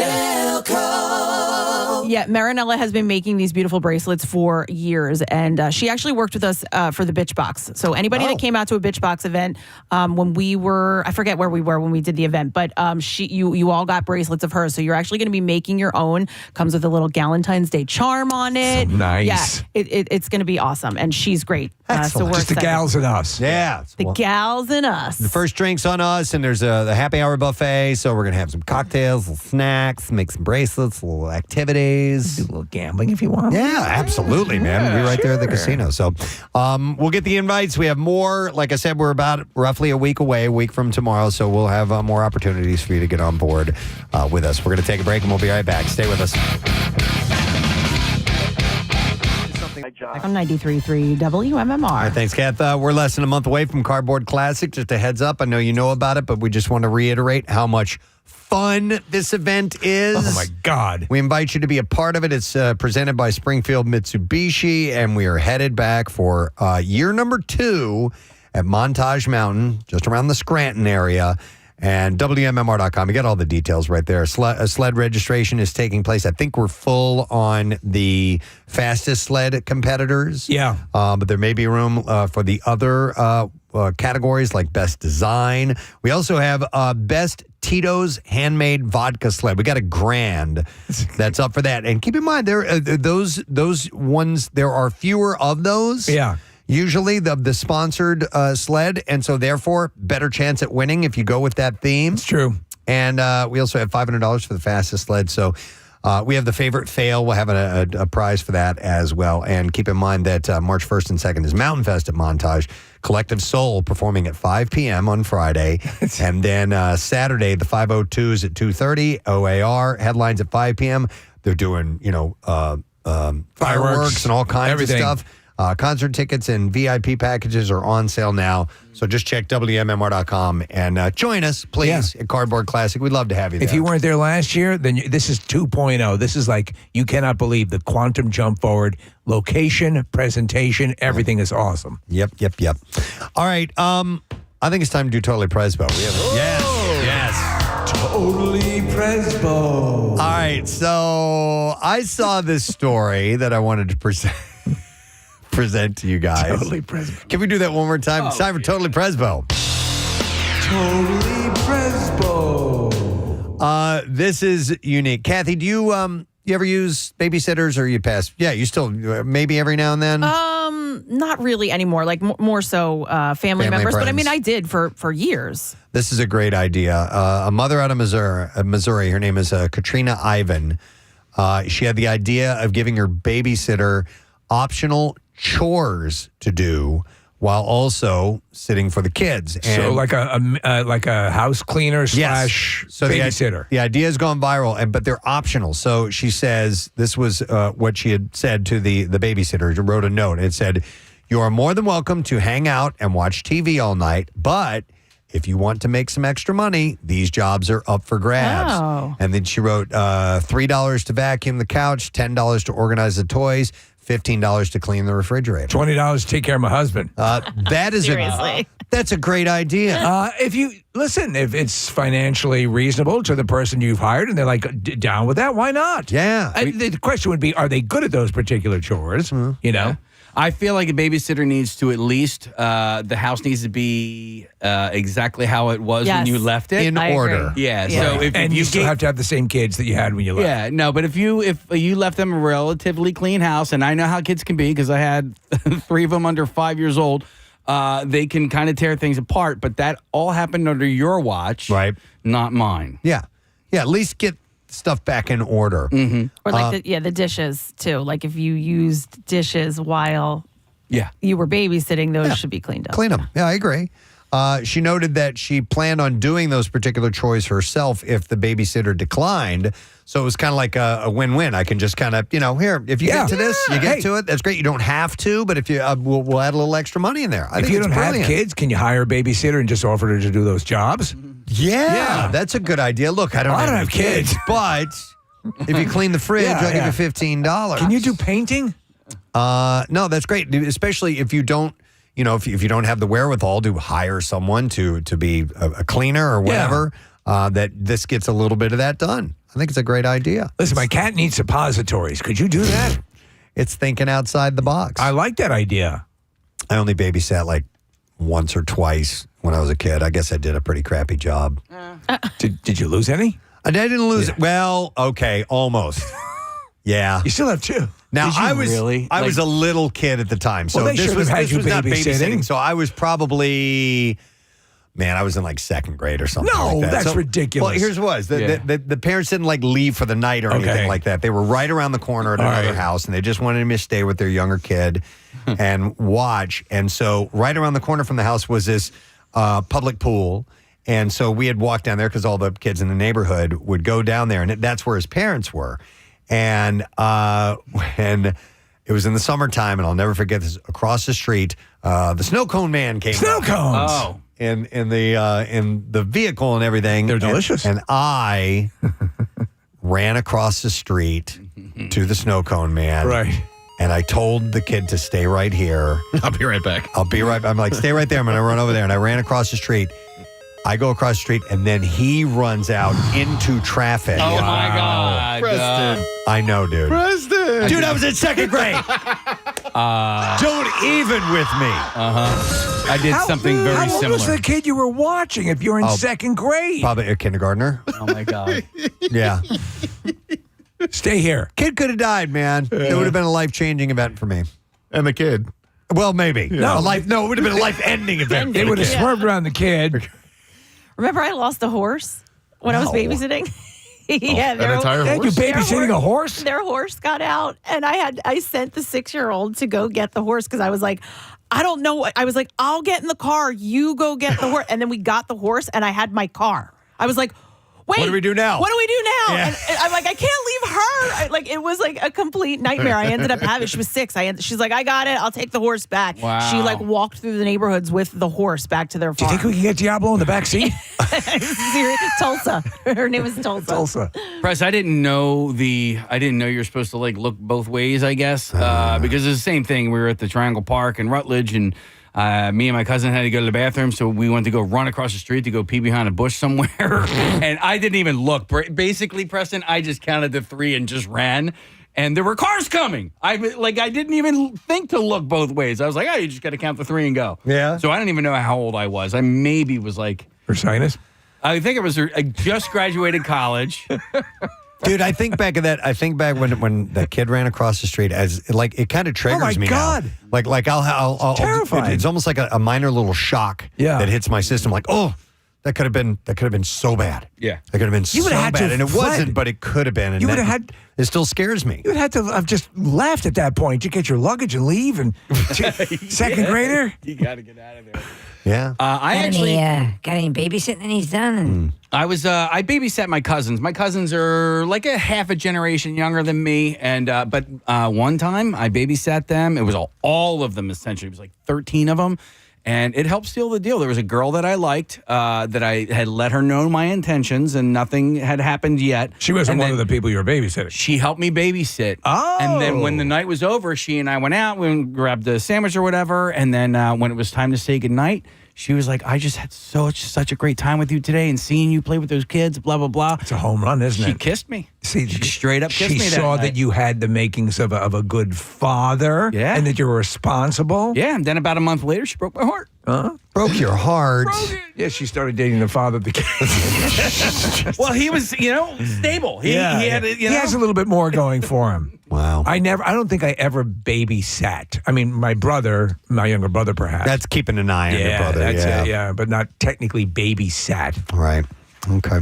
Well, listen, if you're hiring a sitter and you got a few extra little chores that need to be done around the house, try that method. I would use it also if you're having work done at the house and just say, you have somebody doing the plumber. Say, can you watch my kid for an hour? Yeah, I'll give you $10. Yeah. And if you're a babysitter and you get those extra chores, have the kids do them. Yeah. Sure. Or if you're a babysitter, you can if you're just an entrepreneurial young person, you can offer up those services. Say, hey, for a few extra bucks, I'll do this, I'll do that. Babysit a couple of families, put the kids in a van, and drive around and do plumbing for different places. You could do that too. Right. And spray paint on the side, free candy of that van. Yeah. You're going to get more kids to come by. More workers. Kid, you know how to use an acetylene torch, don't you? All right, so just an idea from Totally Presbo. Totally Presbo. According to American Community Survey data from 2017 to 2021, most people, these are the top paying jobs in America. The top paying jobs, I'm going to guess number 1 now. Okay. Babysitter. You just talked about it. The most people making over $150,000 a year, and that's just kind of the benchmark that they used, are lawyers, managers, and CEOs. Daughters as well. So, of course, those are the high-priced, high-powered jobs. Daughters? Yeah. So lawyers, managers, and CEOs make over $150,000, the most people making that. What's the law firm that advertises constantly? They have the most doctor lawyers in any law firm. About Morgan & Morgan? No. I don't know. No, it's another one that's... Rand? They're known because they do medical law, which is pretty wild. And you see the commercials for them all the time around Jeopardy. But it looks like those guys are raking in the bucks. Industries that tend to pay at least as much include computer system design, legal services, and financial investing. Huh. God, I wish I knew a thing or two about financial investing. I mean, I have someone who does that for us. That's what and you do. I trust him, and he's wonderful. But I wish I knew it personally. But I tried. I took some classes, and it just our minds are just not aligned that way. And me more so because I don't think in any linear way whatsoever. The basic concept of owning stock is still an absolute. Yeah, it's still just a mystery to me. I don't. I still think that's what's in the back of the store. The stock. I've spent the last year and a half trying to learn a little bit more just because the stock market's doing well and the economy is up. And so I feel like there's money to be made there. So for the first time in my life, Preston, since like middle school, when it was a school project that we had to do, I've paid attention to the stock market and done a little bit of dabbling. And look, when the stock market is doing well, it's a lot less stressful. We have a financial advisor, thanks to two guys who are terrific. But long ago, Preston, I said I'm going to have to do the Colonel Tom Parker method, that I can be robbed blind and still have enough to pay for my bills and take it. Because I try as I might, Nick, I cannot, and I just have to let it go. Because all right. I have a mildly functional understanding of it. Yes. But my eyes glaze over. They roll white like a great white shark. I can't go past a minute and a half. I guess that I used to subscribe to the let it go, Steve, and then the letting go portion of it started to bother me. You're much better. You are better on this stuff. You're a lot more comprehensive. I wish I could be where you are, but I'm still not. I can't get there. I'm not a whiz or anything like that. I think I've just started to be more interested in it, and because I'm more interested in it, I pay attention a little bit. If there was more pornography involved with it, I think I would have more of an attachment, an emotional attachment. Steve, you need to have 2 screens up. That's right. Yeah. That's right. That's the mistake. Yeah, and you got to be careful also if you're trusting someone else to do the work for you too. You got to make sure that they're reputable, because my mom and sister got not hoodwinked, but just. The guy made bad investments and they lost their money. This from Dr. Mike, who's listening. Klein and Spector law firm. Klein and Spector. Most legal, most medical lawyers, I think, in the country. Medical lawyers? So they were a doctor that then became a lawyer? One of those guys shows up at a lot of Sixers games and Phillies games. He's always sitting behind home plate or sitting courtside. I mean, can you imagine that amount of school? You're not only a lawyer, but you're a doctor. My friend, not only is he a neurosurgeon and a lawyer, but his wife was a heart doctor and lawyer too. And I mean, I don't know. No. And did a Joan Rivers tribute show. I don't. Yeah, but Press, he went to Harvard, so Harvard. You went to Harvard. That dump. Yeah. Yeah, he did go to Harvard. I mean, forget it. Yep. Thank God I happened on this improbable career. Me too. Because I would be eating fried rat out of a garbage can. I'd be eating your leftovers. Yeah. Wait, you get yours fried? You got to know people. Yeah, I guess so. Wow. Me and Pizza Rat would be fighting. Dude, by the way, I'm sorry to completely sidetrack here, but the fried rat and Pizza Rat made me think of this. I drove to West Virginia on Saturday to just did a round trip. It was a 10-hour drive there and back. I had to drop some stuff off to my dad, and we met halfway. And I'm standing in this gravel parking lot as we're loading stuff up, and I look down, and there is a flattened out, dried out dead squirrel at my feet. Oh my God. Did you at any moment entertain the notion of trying to reinflate it? Well, I didn't know, but I kicked it over with my with my foot, and I mean, it was flat. It was flat. The top was all dried out, but when I flipped it over, the underside was still kind of gooey. Okay. Now, gnarly. I'm going to derail it even further. All right. Where is that indentation that is the... It's in Chicago. Chicago, right? It was a rat that was apparently, I guess, as they were creating new concrete, and I guess it got flattened over by a steamroller or something. I don't know. And it made an impression. And it has now become a thing. Like, you need to go. I'm going to Chicago at the end of March, and I may go try and find. People just got married by it. Yeah, the rat. It's hilarious. So, yes, it is a thing. By the way, back to the top paying jobs in America. Oh, yeah. The All-Star Home Analysis also found that there were regional salary differences. In the Northwest and South, physicians tend to make the most. And in the Midwest, lawyers and judges make the most. So I assume surfing teachers don't make a lot in Nebraska, correct? Maybe not. But wait a minute. Judges make a lot of money? Yes, some judges, if they're on the grift. Absolutely. On the grift? Yeah. What'll it take to get me off the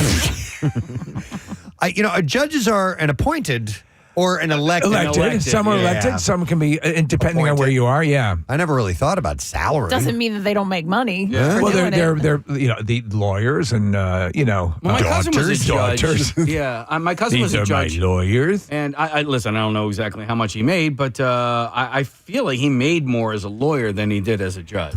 So wait, your cousin? Mm-hmm. Did I go over to his house? Mm-hmm. It's a very nice house. It is. Yeah. So somewhere along the line, he made some money. Yeah. I mean, he was a lawyer for a number of years as well, and that particular house is whatever. It's really is nice. He also a doctor? Seattle and Miami have the most software developers and CEOs. Seattle, I thought it'd be more towards Cupertino and northern. What's Cupertino? Well, where Apple is, and that whole area. So it's Silicon Valley. Yeah, Silicon Valley. Yeah. Okay, so that's according to this. All right, let me see what else. Totally Presbo. Totally Presbo. This might be a quick one, but in the survey of 14,535 U.S. adults, they asked the question, how interested are you in this year's Super Bowl? The top answer, or the very interested, was 25%, somewhat interested, 28%, not very interested, 16%, not at all interested, 28%. And then 4%, I guess, didn't have an answer. I can categorically say, and this isn't even hyperbole, I am far more excited for the Super Bowl. I am really looking forward to our Super Bowl on Friday. I asked my son last night what he was doing for the Super Bowl this weekend, Steve, and he's probably more excited for the Super Bowl, too, because he was like, oh, yeah, I forgot it was this weekend. And I felt the same way. I was like, and if not for this job and the fact that we kind of talk about it on Monday every year. Sure, and we will. Commercials and whatever else, like, I don't even know if I'd tune into it. Are you doing of the collective here? Any gatherings for viewing parties? Any? No, I will make special food. You know what I mean? Like I'll prepare something to just sort of make it a little bit more special than just a regular football game. Right. And if I didn't hate the 49ers with a white hot passion, I probably would care a lot less about this game. That's the one thing that I think I'm bringing into it as well, because I've heard a lot of pissing and moaning and the 49ers just put me off last year after losing in the NFC Championship. The amount of whining and crying they did about that game, it just pissed me off, and it just I like there's players that I just can't stand on that team, and so I really, and what sucks is I do think they're going to win, but I just want to see them lose. You know so what? bad. You're right. If you have a love or hate stake in it, that'll motivate you to want to watch it. If there's somebody you really don't like and you really want to see them lose. You know, when it looked like we were going to have teams that were just, we're going to be newbies and it was going to be really exciting. That was exciting. Although the NFL apparently was like, no. I know. And then that gets people, there's loads of conspiracies about the. I don't understand. Explain. Well, the NFL wants the most exciting matchup, and I think that they, the story is that having the Lions be in the Super Bowl against, I guess maybe it would have been Lions, maybe Ravens would have been a little lackluster for them. Okay. Smaller. So are you saying this is a good game for them? This is a great game for them. I mean, I'm excited NFL. for it. I'm excited for it. I think I'm the only one. They have nothing to advertise, Preston. I mean, when you stop and think about it, they're looking for opportunities. Wait, why are you excited, Kath? Why do you think, Nick? Taylor Swift. Oh, sure. I keep forgetting you're a Swiftie. Oh, that's right. She's performing the halftime show, right? I mean, listen, if she comes out there, I would go crazy. My dad wasn't familiar with Usher until yesterday because CBS Sunday Morning had a profile on Usher. He's like, am I the only person on the planet who doesn't know who Usher is? And I was like, yes, probably. Is he an Usher now? Well, yeah, but I was like, Dad, Usher's pretty great. Yeah. I think you'll enjoy it. And my dad, likes R&B stuff. He just did. He's 77. He didn't know Usher. Usher. He's going to know Usher. Think Bieber will come out? Bieber? Yeah, because Usher discovered him. Bieber. Oh, yeah, maybe. Bieber, I said. And Bieber was at the NHL All-Star Game over the weekend, so maybe. Okay, so I wanted to ask you a real quick question, because you're a bigger NFL fan than I am, but I have really grown tired of night games. I am just exhausted by them, probably because of this job. I can't stand them. I can't, all right. Really? Yeah, I can't. Thursday night, as long as it's not a home game, for the Eagles at least, Right. I'm better with because but like a Sunday night game, Monday night game, I'm over It's exhausting. It's exhausting. And this game won't be over until like 10:30, 11 at night. And we talk about it every year. They're not going to switch it to Saturday. We know that. But why does it have to be so late? Why can't they just bump it up a little I mean, bit? dude, it's 6 o'clock or 6:30. It's not even that No, late. It's not. But yeah. it's longer. The halftime show is Yeah, longer. right. That's The what I game mean, is just always long. Why can't it be a 4:00 game? Now, if they moved it back West Coast. if they moved it back a week where it was President's Day weekend, Right. And we were all off Monday. and everybody was off on Monday, would you? Yeah. That'd be fine. I just don't understand why they don't do it for Saturday. And the only way they will change that ever is if we, as a 8 billion person planet, say we're not going to watch it on Sunday night anymore. Didn't you suggest last year that they add another bye week in the middle of the season? They added another week in the season, and again, like they prove time and time again that they don't care about the players' safety. But if you are going to add a 17th week to the season, then give each team another bye week. Extend the whole season by a week. That pushes everything back to Super Bowl Sunday being the Sunday before President's Day. I think that's brilliant.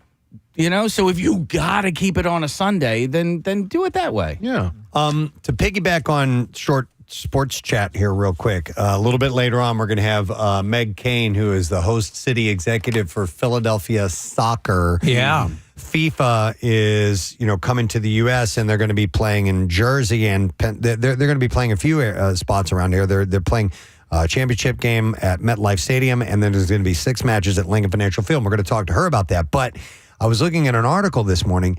You know what else is going on in this city in 2026? Yeah, the 250th anniversary of the country. Yeah, besides that. All-Star game? No, listen, I'll tell you. The NCAA tournament plays first round games at the Wells Fargo Center.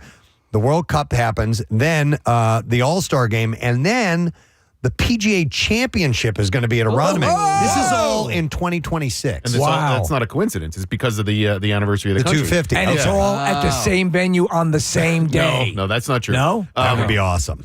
Preston, before he passed away, David Montgomery, who was the president of the Phillies, made sure that the All-Star game was going to be back here in 2026 for that very reason. And PGA Championship is for that reason, too? Yeah, because of Independence Hall and Philadelphia and all of it, yeah. America, birth of America. Are you going to move heaven and earth to attend? Yeah, well, I've been to a couple of them before. Do you think you'll be good enough to play at that point? No, I don't think I maybe I'll qualify, but I won't make the cut. Think you shoot a 60 at Pebble Beach by any chance? Oh, man, did you see that? I actually tuned in to watch him miss that eagle shot, but yeah, and I said to my wife, I'm like, because who are we talking about? This guy Clark, I don't remember what his first name is. He shot the lowest round ever at Pebble Beach. Are you kidding? But wow. he was one putt away from like having the absolute record, shooting a 59 at Pebble of Beach. any event, and it was pretty incredible. But I actually don't really like going to major golf events. It's like most things. I'd rather see it on TV. Right, you get a lot more out of it. So what? I was there. Great. Yeah. But if I what's that? One time go to the Masters though. One time. The Masters. I would like to be there for that. Yeah. But I've been to a couple of PGA championships, and they're great and everything. But you get more out of watching it on TV. Could you trade in your DD Perks for Masters tickets? I haven't tried that yet. I mean, we know we have accrued a lot. We run on Duncan. We're all running on Duncan. For sure. Anyway, I just thought that was really interesting that all of that stuff is happening that year. That's insane. So, but only a quarter of people in this survey said that they were actually very interested in the Super Bowl, and 28% not at all interested. So it's a championship game. Either you're going to be for it or not. I think the excitement has been eroded also by the fact that the actual presentation, the commercials, all of that stuff all those commercials are available well in advance. Yeah. And any sort of unless they halftime show, Usher is a phenomenal performer. Is he the kind of performer that's going to make people go, I got to tune in? I'm not so sure. Definitely not for me. No. But hey, if anybody has a really good dry rub recipe for wings, send it my way, because that's what I think I want to do. You're looking? Yeah. Okay. That's what I think I want to make on Sunday. Go down aisle F17 at Target. You'll find it F17. You know the aisle. Are you serious? No, I don't know. No, I thought that was Target slang for FU. Just go down F17. Wow. Wyndham Clark was the guy who shot that. Okay. Wyndham. 60. Yeah. All right, one more. Totally Presbo? Yeah. Totally Presbo. We mentioned this last week. Universal Music Group weren't sure if it was going to happen or not, of them pulling all of their music from TikTok. They did it. They pulled out. No baby. Yep, no baby. So that means music by big names like Taylor Swift, Nicki Minaj, no longer available on the platform, and that has left muted videos showing people dancing around and nothing at all. That's even better. I was amazed, honestly, that they couldn't find a patch for this, but they did it. So, wow. So apparently some Taylor Swift fans are finding creative ways around the playing of the music. Kathy, what are you doing for your Taylor Swift dancing videos? I mean, well, Casey and I did make one that on Instagram. Oh, yeah. Yeah, we have that. It's not really dancing, but we do have that. I don't know. I need a partner. I need someone to dance with. You want to dance with somebody. You want to feel the heat with somebody. Right, yeah. I do have those videos. Swifties have begun singing the songs themselves and posting their own versions. Musician Angela. Stay up too late. Musician Angela from Argentina has been posting covers that are finally receiving attention. She said, I want people to enjoy them, and if it also helps them, that's even better. It also helps me because more people will be able to listen to my covers and find out about my account. You stink. So I don't know if those are becoming available to, covers, and then you grab that and use it for your video. That's right, it stinks. I have no idea how that's working. I'm the one thing that I know for a fact is that when you're putting anything up on YouTube, audio, music clip of anything, a movie audio will kill you. So, as far as if you're using unlicensed music? Yeah. Well, yes. So if you're just putting up, so that fair use rule is so vague and so interpreted in many different ways as to leave it almost indecipherable about how much you can put up, what you can put up. So a lot of times if I'm putting up any video whatsoever, I just mute the sound. It's not worth having to re-edit the friggin' thing or take the audio out. Yeah. I haven't done anything I've posted on Instagram. I haven't put any music to at all, ever. No. I mean, I know you have the options, but I haven't used that even. So if they're providing the audio, then it's clear to be used. Yeah, that's the one. But I haven't even done that. My son and I did a Lego set yesterday, and it was a Star Wars thing. Dude, that thing looked pretty damn cool. It was. An Imperial Cruiser? It's an Imperial Cruiser. It's the one that the Emperor is on in Return of the Jedi, and it took us like an hour and a half or whatever. But Steve, so I wanted to put some music on it, and I did the Imperial March for Instagram, right? And so I posted that, and then you can choose Imperial March, the John Williams classic, but it goes Imperial March nerd music. And I was like, really? That movie's been out for 40 years at this point. We still nerds? Music. Yeah. No! You shut up. Yeah. Oh, it says here it's the Pussy Cut. Yeah. Pussy remix. Yeah, Pussy remix. That's not cool. Wow. Okay. So people are, I guess they're creating their own. If they want to use licensed music, you can use your own recording of it. Yes. You just can't use the actual original recordings. And so they're kind of doing a workaround on that. So anyhow, just thought I'd pass it along. All right, we need to take a break. Oh, sorry. It's the end of Totally Presbo. Totally Presbo. All right, we're going to come back in a moment. As I said, the whole FIFA thing, we're going to get Meg Kane in here to give us some of the specifics about that. And I know it's a couple of years away, but it's going to be a big deal. We'll be back in a moment. Stay with us. Preston. All right, so here's the... Yes, because FIFA soccer will be here in Philadelphia. And she's got a great title, by the way. Host City Executive for Philadelphia Soccer 2026. Meg Kane is here with us this morning. Hi, Meg. How you doing? I'm doing great. Wonderful. So we've known about this, the fact that FIFA and all this amazing soccer is going to be taking place in the area, but now we're getting in more information coming out. That's right. The Match official schedule. events. Yes. Yes. So how busy have you been with all of this stuff? It's been a busy time. It's been a really exciting time. Well, you've been courting. I mean, this is a process. We've been reporting on every little step of this. Absolutely. This is a huge undertaking to bring this here. And we were talking about, what they're looking for, accessibility and travel capabilities and daisy chaining cities together and so on and so forth. How long have you been, when did you first step on as trying to orchestrate this big, hey, come be a part of Philadelphia? So this process started 2 days after the NFL draft in 2017. Wow. 2017. Wow. We forget. Man. Because it weaves in and out of the news and you lose track. And we also had a global pandemic in the middle of it. So that sort of definitely delayed the process a bit. But it's really been a collaborative effort. I stepped on in 2019. And it's been, really an interesting opportunity to kind of see all the things that need to come together to win something like being a host city for FIFA World Cup. Right. And we worked closely, obviously, with the Philadelphia Eagles, incredible partners, the City of Philadelphia, the Convention and Visitors Bureau, and PHL Sports, Visit Philly. All of those partners, the Philadelphia Union, Eastern Pennsylvania Youth Soccer, there was such a groundswell to make this happen. And I think that, first off, when we won in 2022, there was just such joy, right? Like, it was just relief. Yeah. This is over. Like, Right. it's almost like it happens, and you go, oh, what's next? Be careful what you wish for. Be careful what you wish for.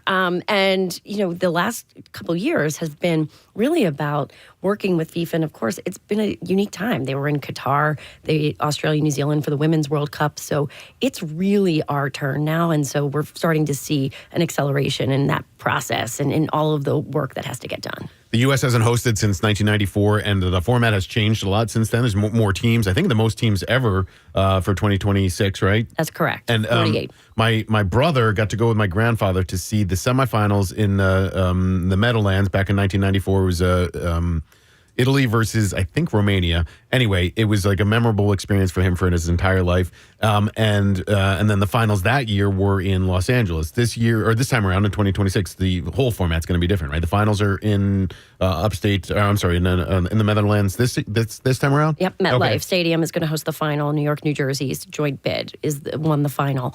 And you're right. In 1994, it was in Pasadena. Right. Was the final. So this is the largest tournament that FIFA has ever hosted. True global domination. 48 teams, 104 matches. 16 host cities, 3 countries. The largest sporting event in the world. Absolutely. By leaps and bounds. Yep. And I remember with anything like this, years ago, they used to have the Expo, which would travel to cities, and then people want to get the Olympics. And when they come into an area, there is almost always an improvement in infrastructure and all these things that end up benefiting the population for years to come. So with that, stadiums get a refurb and so on and so forth. So what can we anticipate? Are you part of that as well? What's going to take place as far as just getting ready for this? Getting ready, yeah, right. Companies coming, right, and exactly. We expect to have 500,000 people come to Philadelphia just for World Cup. In the period of the tournament. So the tournament's going to be 40 days. We now know it starts June 11th. It'll end July 19th. We are going to host 6 matches within that period of time, which is awesome. And of course, most importantly, we were awarded a July 4th game. Which is astonishing. Unbelievable. Yeah. And a knockout round. Right, so it's a round of 16 match, super competitive, and it'll be a highlight. So this is Philadelphia's opportunity to shine on the global stage. Right. We are going to have a great drumbeat. The way that our schedule plays out, we start on June 14th, and our match plays conclude July 4th. I mean, you're going to feel soccer in this region and the World Cup here, probably even beginning at the end of May, because there is an opportunity potentially for Subaru Park to be a base camp for a team, which means that a national team will be here with with not just their players, but their supporters, their sponsors, friends and family. And for many of these countries, there's going to be countries that have never qualified before coming to this tournament. So you've got the dates of the matches all set up, and we can go through those if you want. So it's going to start on the first group. First match will be Sunday, June 14th. The next one, Friday, June 19th. Then a game on Monday, June 22nd, as well as final group stage contest on Thursday, June 25th, and Saturday, June 27th. But also that July 4th game you said is a knockout game. That's the big round of 16. That's the big one. So question, we have that stuff in place. When do you plan to announce when tickets go on sale? And are people with the release of these dates, I'm sure, are already trying to book flights or set their schedule ahead? Yeah. You know, I mean, can't book this far out, I don't think. But Sure. We're definitely preparing for that. So FIFA will control the ticketing, right? So the tickets, if you're interested, FIFA.org/tickets, sign up and to get all of the updates from them in terms of ticketing. We will amplify that, but ticketing will come probably about a year. Okay. A year and a half out. So we got some time. But you're right, with the travel, the way the World Cup traveler is typically not someone who's coming for a long weekend. They're not just coming for a match. They're traveling and staying 3-4 weeks in a country. So what's really cool about this is the opportunity for people to come to Philadelphia. And the way that the tournament has laid out with New York, New Jersey, and Boston, I mean, Philadelphia is going to be a hub. When you look at the match schedule, like the work that we have to do today is we're mastering our match schedule, right? But I want to look and see what the dates are for New York, New Jersey. What are the dates for Boston? And see where the overlap is, because I would imagine the Amtrak is going to be one of our critical ways that people are going to be able to go to multiple matches. And you can have people staying here and going to the other matches as well. Absolutely. So I don't even know if this is conceivable, but can you give a guesstimate as to what this will mean dollar-wise to the local economy over that multiple week period? It's a great question. We did an initial economic impact survey in 2020, in February of 2020, the before times. Right. And that, when it was based on a rough estimate of 4 to 6 matches, came in at around $500 million. Wow. For the economic impact. Wow. Now that we have the actual match schedule and the July 4th piece, we're going to rerun those numbers for sure. Right. But I think what's really important is that when we look at this, it's not just about the match day. It's about what FIFA calls match day -1 and match day +1, right? When the teams come in, the fans come in. So this ebb and flow is going to feel like the city's activated like a Super Bowl weekend, right? If you think it's like a Friday, Saturday, Sunday of the Super Bowl, that's what every one of these matches feels like. It's interesting because it's like a shot of adrenaline. Obviously, we're taking the long view here because it's not tomorrow. But, if you're talking about, you talked about that infamous pandemic and all those things that put dents that many businesses are still trying to recover from. You have this to look forward to. And even just in anticipation this far out, you can start to generate business and start to lay the groundwork for stuff. Because that's really, we will all, even if you don't care about soccer at all, we will all benefit from this in amazing ways. It's about pride. It's civic pride. We should be proud that we were selected, that we won the bid, and we should be even more proud that we're not only hosting 6 matches, but that FIFA's recognized Philadelphia to host July 4th. There was English Premier League matches in at the Link this past summer in July, and Chelsea played, I think, and there were a couple other teams that played. Brighton, I guess, was one. And I happened to be staying at the Marriott in South Philly that weekend in the Navy Yard, and the number of people wearing the Chelsea unis and all that kind of stuff. Like, it was so cool to see people come to the city just to see that, to see English Premier League matches, and walking from South Philly over to the Link. It was a really awesome feeling, even for a league that I don't pay that much attention to. Just to see that many people in Philly to celebrate their teams was fantastic. Absolutely. And so this is going to be that on speed. Right. This is national pride. You think about the World Cup. These are nations coming together, and soccer is the world's game. Yeah. Right. And that is the coolest thing when you marry that passion and pride together. And coming to Philadelphia, look, we're noted sports fans, and our passion is obviously something that everybody's we're legendary for. Yes, and for better or for worse. But we lean into that, and I think that that's the one thing. I said I went to Qatar for the 2022 World Cup to observe, and one of the coolest things, and when I came back, is I said, even if you're not a soccer fan, if you are a Philadelphia sports fan, you're going to love the passion of a soccer fan, because they know everything the way we know everything about the Eagles, the Phillies, the Sixers, and they're second guessing what's happening on the pitch the same way that we are questioning every move that's made, in the 7th inning of a Phillies game, the 4th quarter of an Eagles game, Embiid, play, don't play, right? The way we are, our fan base is going to relish this opportunity. Meg, do you have a background in soccer? Were you a player? No, I'm the least athletic human being on earth. Really? Yeah. Oh, I'm an awful athlete. Awful. That's funny. I'm a huge sports fan, but no, I don't play soccer. Okay. I have been blessed to be surrounded by people who do play soccer. So our vice chair, Michelle Singer, played D1 soccer, as did Allison Grove, who worked on the bid and continues to be a leader for Philadelphia Soccer 2026. She played D1 soccer. But I have no background in it whatsoever. My biggest claim to fame is that my family knows the Sullivans, who are the first family of soccer in the Philadelphia region. Do you know we talk about how this happens and the chronology and working on having it happen now, but you're coming after the union has proven to be so successful and embraced by the city. You're coming after Ted Lasso. You're coming after Welcome to Wrexham. You're coming after all of this, energy being put towards soccer. I think everything is going to dovetail quite nicely for maximum excitement and return on all of this. I couldn't agree more. I think all of that has laid the groundwork for soccer to grow exponentially in Philadelphia, but also in the country. When you look back at the legacy, you asked about legacy, and you're right. We are focused on how we are going to make sure that Philadelphia is a better place after the World Cup because it hosted the World Cup. But part of the legacy of 1994 was that Major League Soccer emerged from that.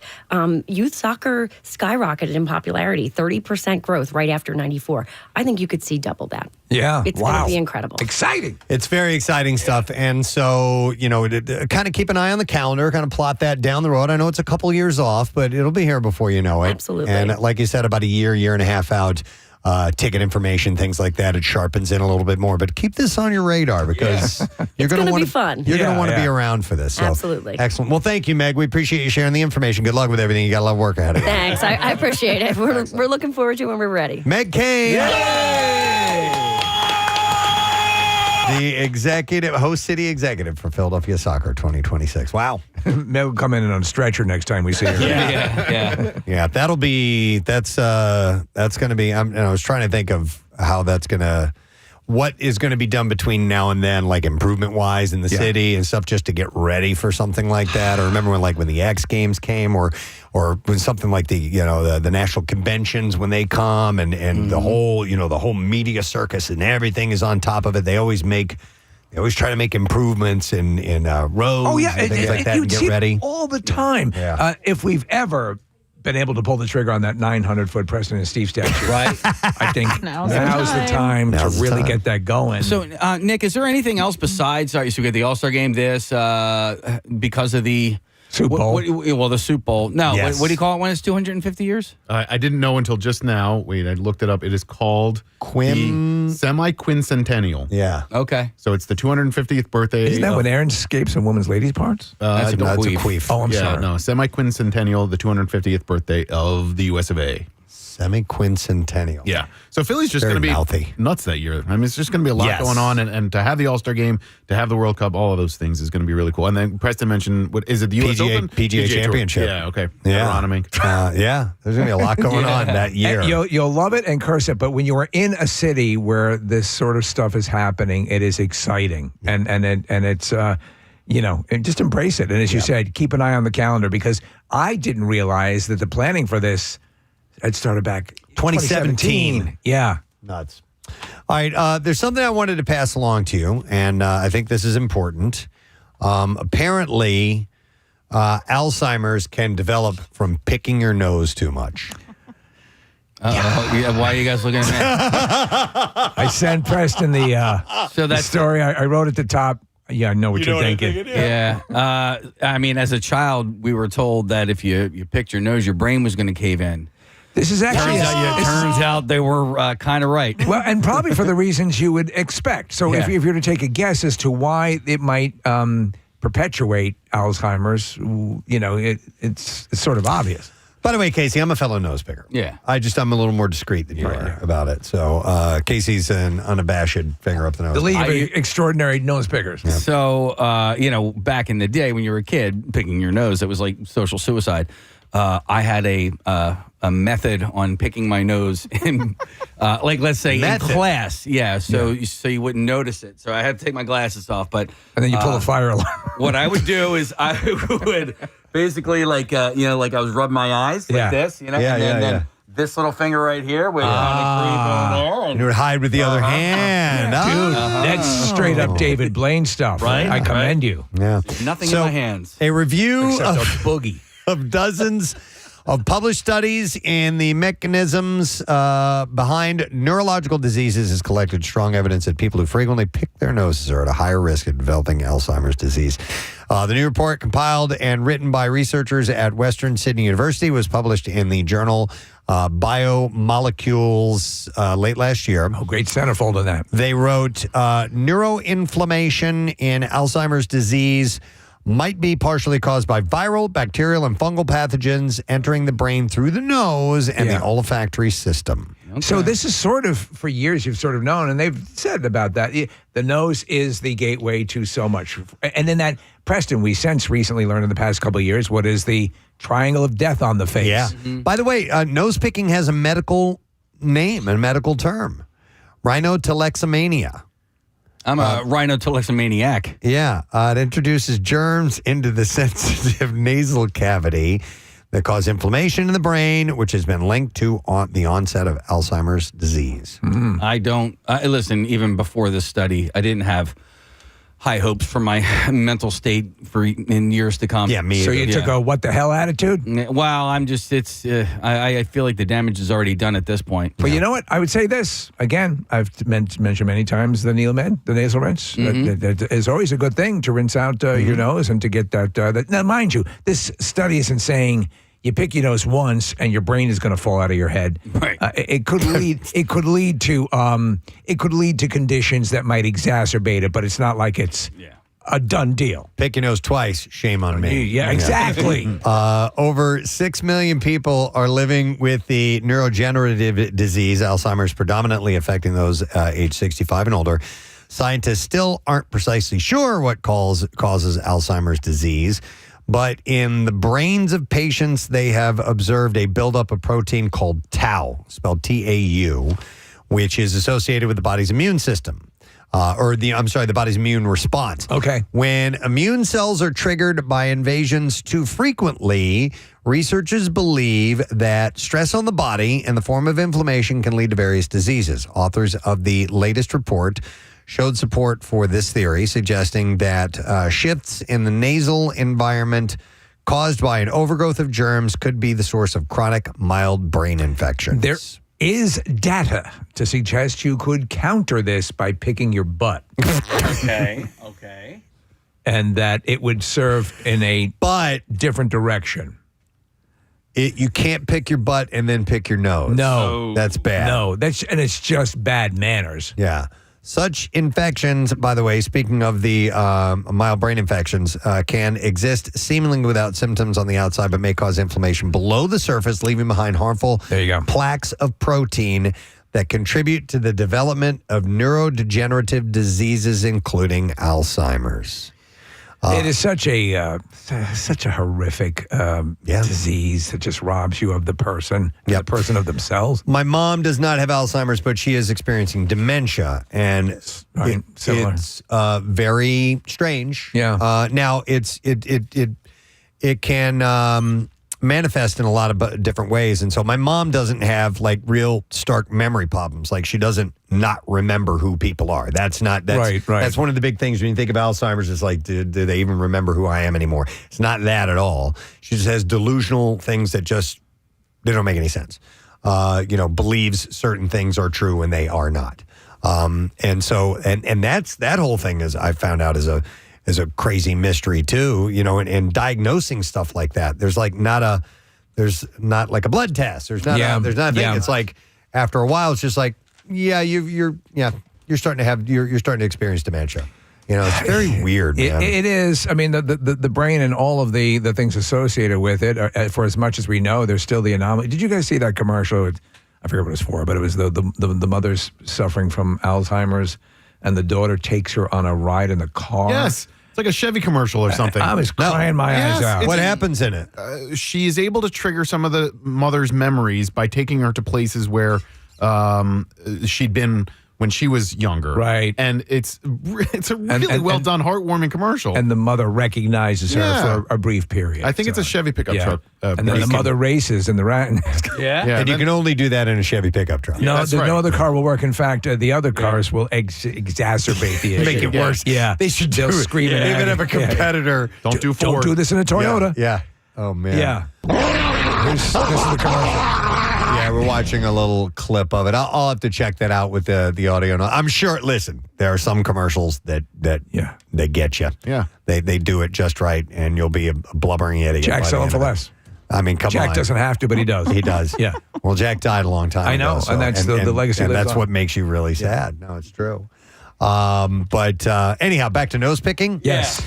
A variety of common pathogens have been found in the brains of people with Alzheimer's, such as the bacteria that causes pneumonia, the herpes virus, the coronavirus, and the cat-derived parasite Toxoplasma gondii. It's electric. Is that the... Woogie woogie. Kathy, is that the one where they, like why pregnant women can't scoop the litter box? What is it? Toxoplasma. It's cat derived. I It's think a parasite. like a fecal is that it? May that be Yes. part of what is involved with cat scratch fever, as we classically? I don't hear? know about that. Yeah, but It's I know the that. parasite that can pass to a baby during pregnancy. I remember when Shell first got pregnant and we had cats, and she's like, "I can't scoop the can't do litter it. box anymore." I'm like, "You're making that up." Yeah. Shut up. Are And I you can't- serious? I can't use my mouth on you. I can't give you a Hummer. Yeah, that makes sense. With prevention in mind, researchers urged for nose pickers regular hand washing. So, quick question to and you. that's going to help things out. Are you, when you pick your nose, are you a corkscrew guy? Are you No. a thumb and index finger guy? I'm like I usually do stick the thumb in and kind of And you use use the leverage of my index finger on the outside of my nose to do this type of thing. and you also use that as a guard a little bit to know how deep to go with your, right? Mm-hmm. I'm pretty good. Oh, you're good? Yeah, at this point in time. I know I'm not going to. You don't use a little tape measure? Never poke my eye out picking my nose. No. You never. Just pull out when you feel the moist membrane of your brain pan. But may I defend nose picking for a moment for me personally? Please do. Because blowing my nose when I for whatever reason my nasal makeup. Not You wear that makeup? I don't put makeup on. Oh my God, I look beautiful. Why haven't I been highlighting my nose before? The physicality of my nose. I look like Sandra Bullock. When I blow my nose, whatever's in there when I'm trying to get out doesn't come out. Yes. And B, it kind of messes with CA. my BCA. Preston. Rule 2. First learn rule number 1. Right. Would you? The hell are you How guys often do you have talking to blow your about? nose? How often do you have to blow your nose? Not that often. Okay. I'm not a nose blower. And by I'm the a way, picker. pick up whatever you want to throw at me for mentioning the Neumann again. But I'm going to I have not had to blow my nose or pick my nose in forever, because of that. Okay. And I do it a couple times a day, and it's really to keep those nasal passages moist. But that is a wonderful byproduct of But that. anyhow, when I do blow my nose, also my ear canal is affected by that, Okay. and that drives me crazy. So I would rather just do a little pick and flick, Little picking and grinning. and then I'm good to go. Yeah. When it's like particularly dry out in the wintertime and you can do like a little snot rocket in them into the sorry, Kath.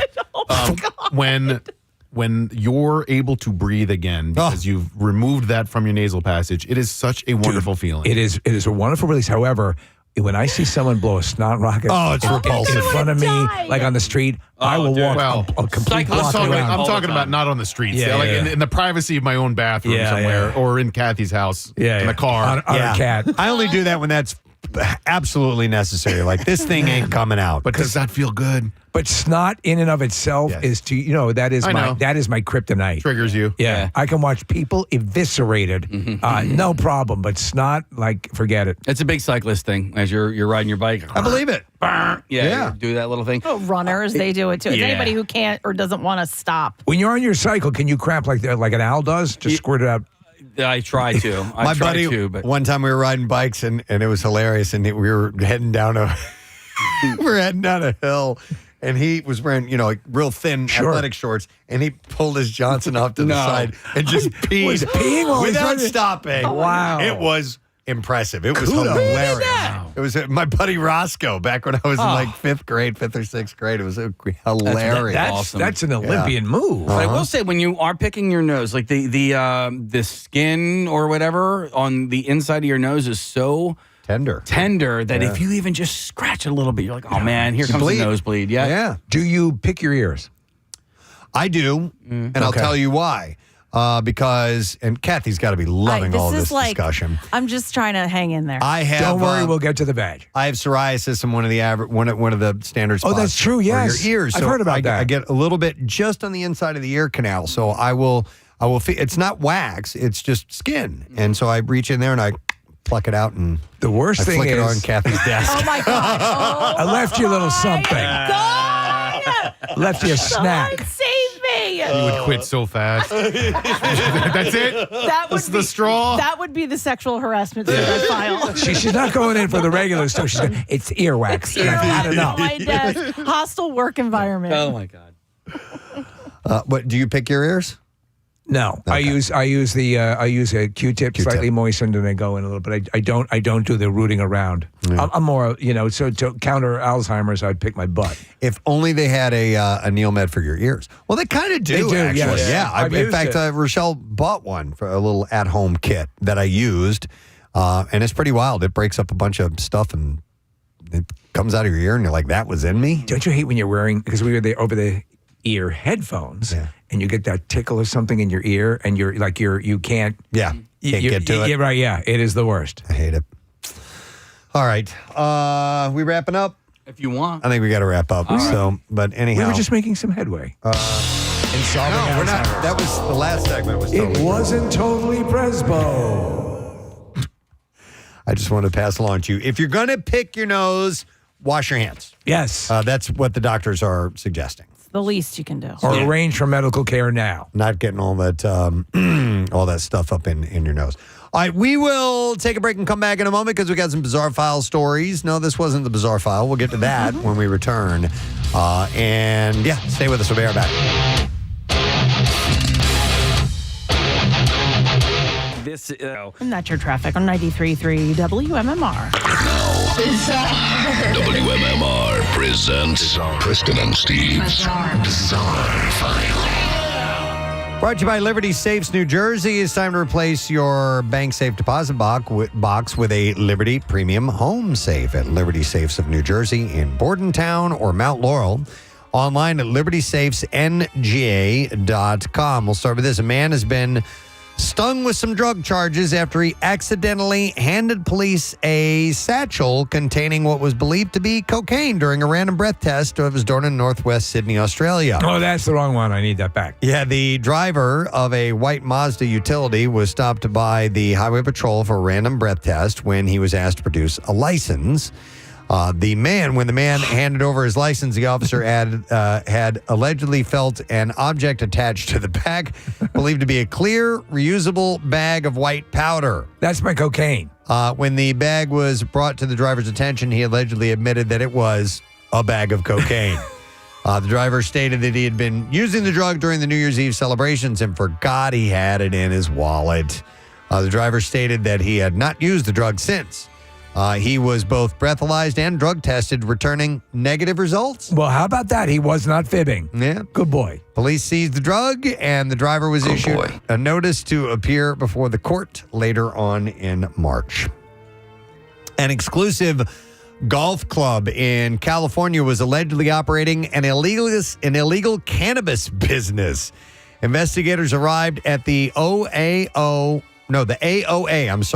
private golf club in Fresno on Thursday morning, where they found thousands of dollars worth of illegal cannabis and cannabis products and paraphernalia. So, what was like in the rough where you yeah, right? just go in and never come out? Multiple agencies conducted the search, and the club operated its marijuana business for a significant amount of time. After taking items from the shop during the raid, officials are now conducting a criminal investigation.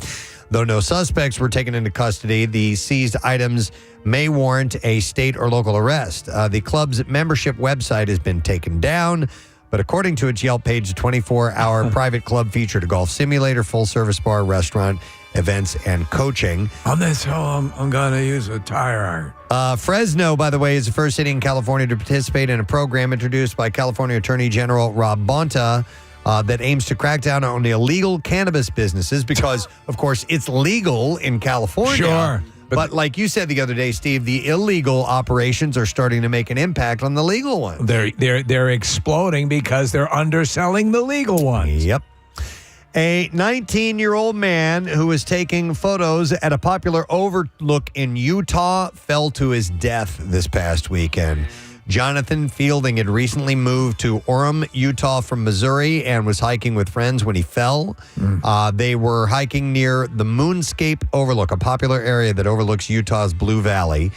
Fielding's death has been ruled accidental. Deputies believe that Fielding was trying to get a better view of the canyon when he fell.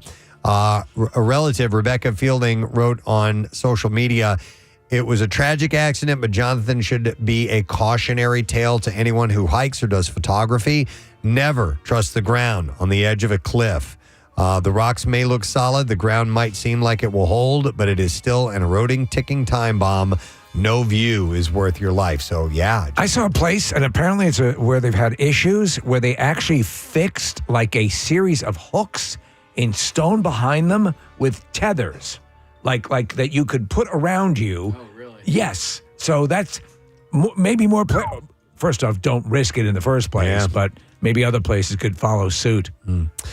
A dead goose was found in part of the flight control system of a medical helicopter that crashed in western Oklahoma, killing all 3 people on board, according to a preliminary report by the NTSB.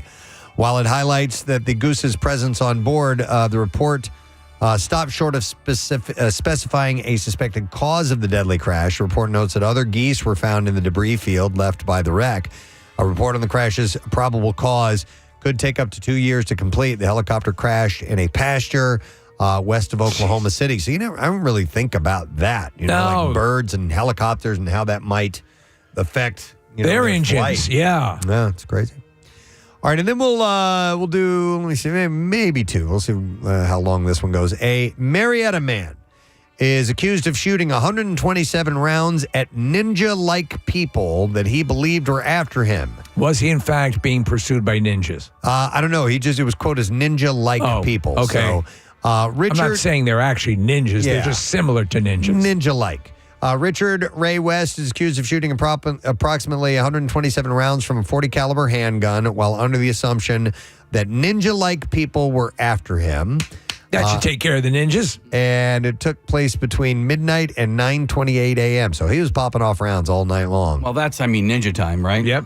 Yeah, it's dark, During the incident... Now for the gorillas. West destroyed a mini fridge, a microwave, a metal desk, a television, a space heater, and 2 computer towers belonging to Robert Scavone, the owner of J&R Cycle Shop. The mini fridge, the preferred weapon of the ninja. West shot through the glass front door and glass storefront, tore down a portion of the ceiling panel and insulation, shot through multiple locations on the walls and the metal garage door, and broke a wooden bathroom door off its hinges and into pieces. Quit your screaming, buddy. I just saved you from ninja-like people. Following the shooting, West stole a blue Honda 700 Magna motorcycle from inside the shop. West is charged with 2 counts of criminal damage, possession of a firearm during a commission of a theft, and reckless conduct as well. See, they probably would have commended him for trying to take care of the ninja-like people, but it was the theft that made it problematic. That crossed the line. Yeah. Listen, if you're going to protect us, I get it. But thin line between hero, right? You can't go stealing things. And that is all I have in the bizarre file for you at this point in time. As we are about to take a break, we have, you know what we have here? Wonka on digital. Oh. Yeah. We'll take call. Take call number 16 at 215-263 WMMR. You can buy it now and get $3 off the digital movie at wb.com/candy if you like. But I thought it was a nice. You enjoyed it, right? I did enjoy it. Yeah. 215-263 WMMR. Caller number 16. We will give that to you. We'll come back in a second, and the giving is just the beginning. We've got some more with the lesson question when we return. Trash, music, news, that stuff's on the way. We'll be right back. Wallflowers on 93.3 WMMR. One headlight. 10:13 Monday morning. Sunny skies.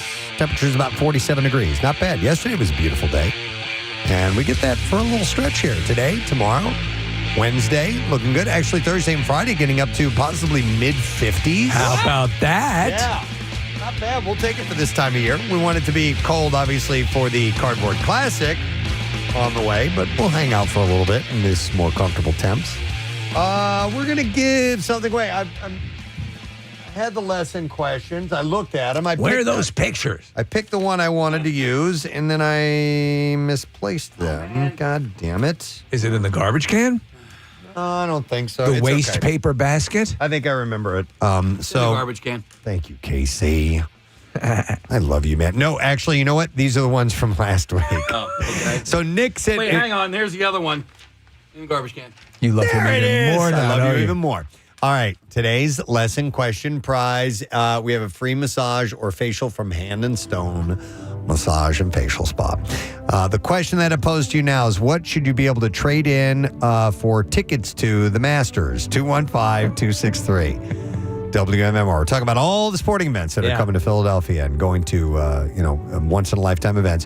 What should you be able to trade in for tickets to the Masters? So you want tickets to the Masters, you trade these in, and you get those tickets. What did Steve say that was? 215-263 WMMR. Call if you know the answer, please. The trash business is a gold mine. 93.3 WMMR with Preston and Steve's Hollywood Trash. Brought to you by CSB Media Arts Center. And you can train for a career in broadcast media, web development, social media marketing, and filmmaking at CSB Media Arts Center in Cherry Hill. Visit GoCSB.com. That's GoCSB.com. What's up this morning, Steve? Well, Patrick Mahomes is addressing online chat about his so-called dad bod. Said Mahomes, quote, "I'm married and have kids. Of course I gave up." Oh, my God. Matthew Vaughn's $250 million spy comedy Argyle taking in a devastating $18 million this weekend at the box office. Still, all is not gloomy for Argyle, as it could break even next weekend if it takes in $732 million. And finally, Selena Gomez reportedly wowing the crowd by debuting Bangs at the premiere of the new movie Lola. Feeling somewhat overshadowed, Gomez's pubic hair immediately hired a new PR firm. Wow. That's right. Let's see if you know the answer to this question. What should you be able to trade in for tickets to the Masters? 215-263 WMMR. Listener Steve is on the line. Hey, Steve. Hey, guys. How are you? Great, buddy. All right, what do you trade in for tickets to the Masters? DD Perks. Yes. Your DD Perks will get them. Hang on, Steve. You've just got yourself a free massage or facial from Hand and Stone. Massage and facial spa. Love, pamper, repeat this Valentine's Day. Keep it up, Steve. And your local Hand and Stone Massage and Facial Spa. Get a free massage or facial gift card with a spa package. Search for the location near you to pick up the perfect gift. Restrictions apply. See the spa for more details. Thank you. Steve Morrison on the bell, ladies and gentlemen. Now, Preston and Steve's Music News on 93.3 WMMR. This too brought to you by CSB Media Arts Center. Train for a career in broadcast media, web development, social media marketing, and filmmaking at CSB Media Arts Center in Cherry Hill. Visit GoCSB.com. That's GoCSB.com. Well, the Grammys were last night. Yes, they were. We covered it all in entertainment news at the beginning of the show, but I'll do some more and just bring you up to speed on a few of the things. Taylor Swift set a Grammy record by taking home her 4th Album of the Year award for Midnights. She also won Best Pop Vocal Album and used her speech to announce that her next album, called The Tortured Poets Department, will be coming out on April 19th. Miley Cyrus took home multiple awards as well, including her first ever Grammy for Best Pop Solo Performance for Flowers. She also took home the award for Record of the Year, so she was quite happy about that. Earnestly surprised. Yeah. Because she was up against some heavy hitters. So besides those awards, you had Best New Artist going to Victoria Monet. In the, I'll just zip to the rock categories. Yeah. Best Alternative Music Album went to Boy Genius for The Record. Like that band. Best Rock Album went to Paramore for This Is Why. Boy Genius also won Best Rock Performance for Not Strong Enough and Best Rock Song for Not Strong Enough.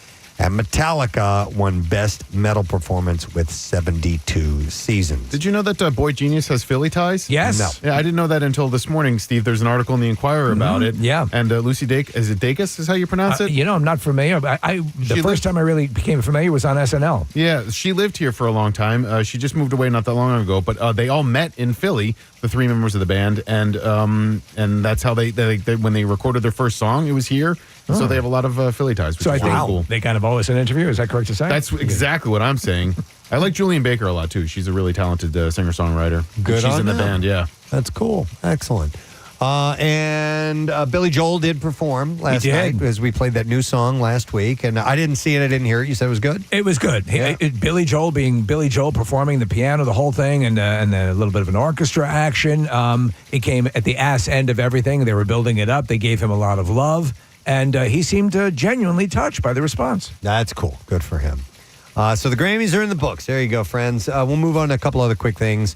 Marilyn Manson, who was sentenced to community service for blowing his nose on a videographer at a 2019 concert in New Hampshire, recently completed his time at an organization that provides meeting space for Alcoholics Anonymous and Al-Anon.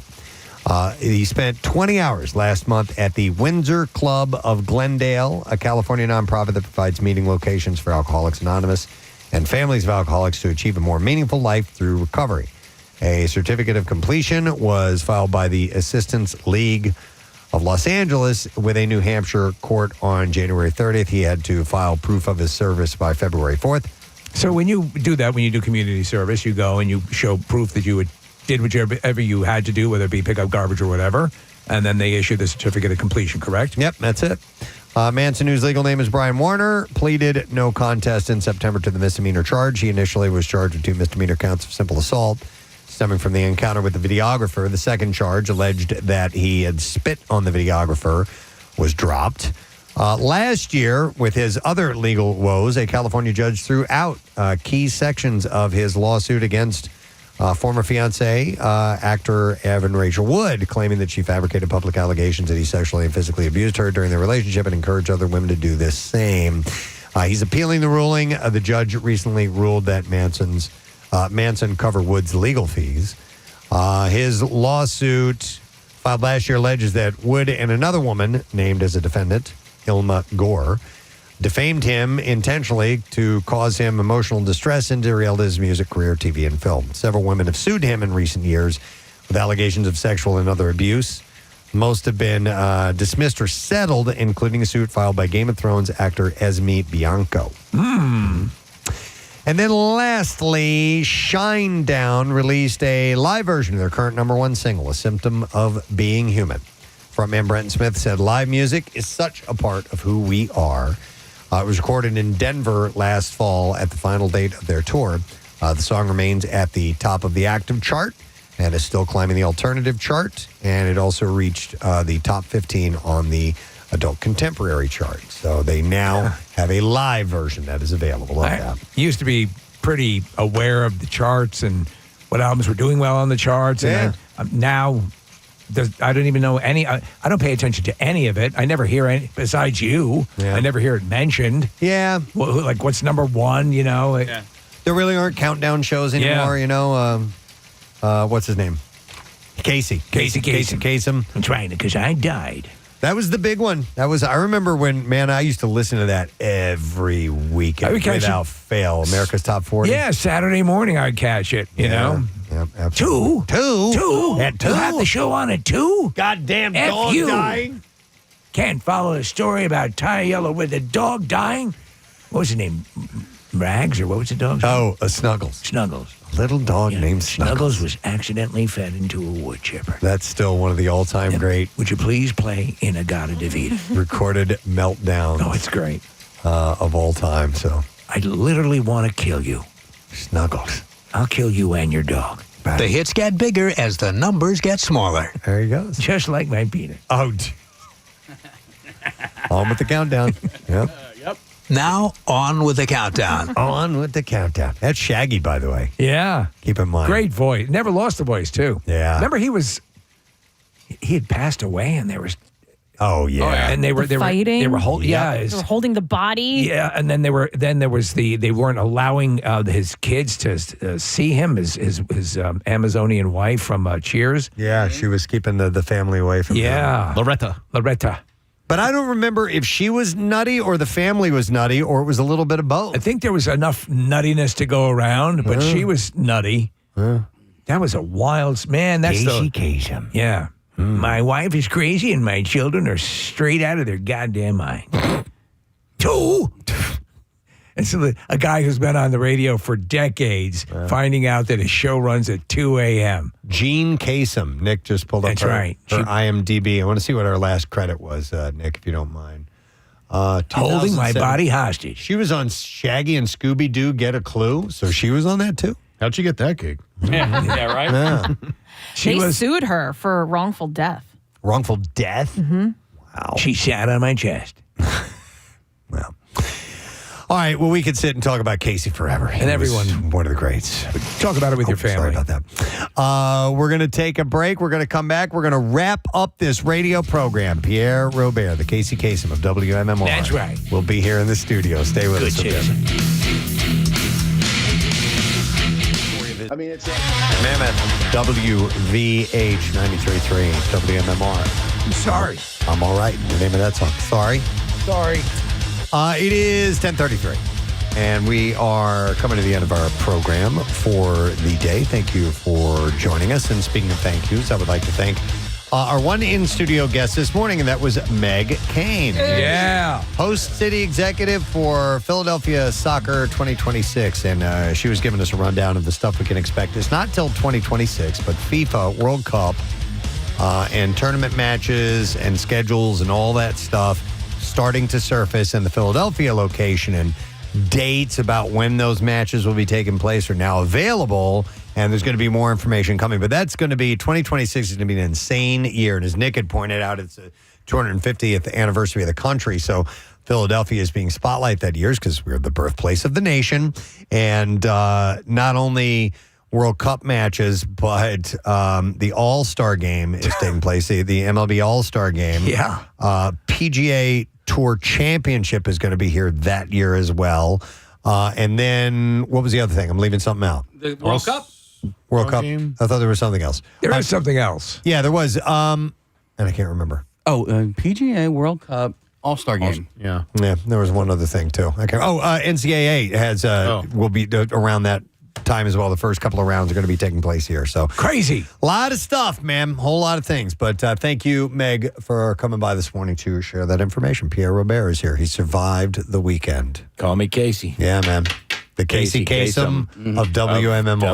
WMMR. That is right. Yo. Yo. Yeah, that's your catchphrase. Yo. Yeah, but I liked your recap of the Grammys, and I know you did an extensive one earlier, but the Billy Joel thing really came out nicely. It did.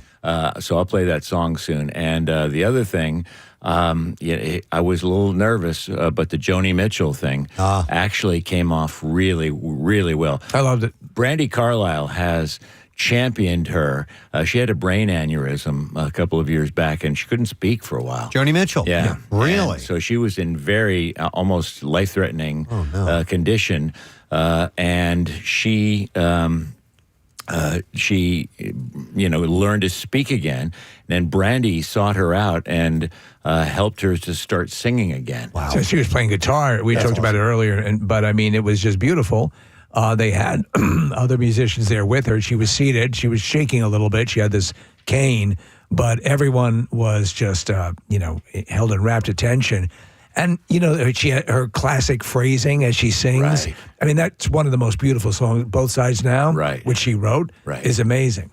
Yeah, that was a cool thing. I got to meet her one time.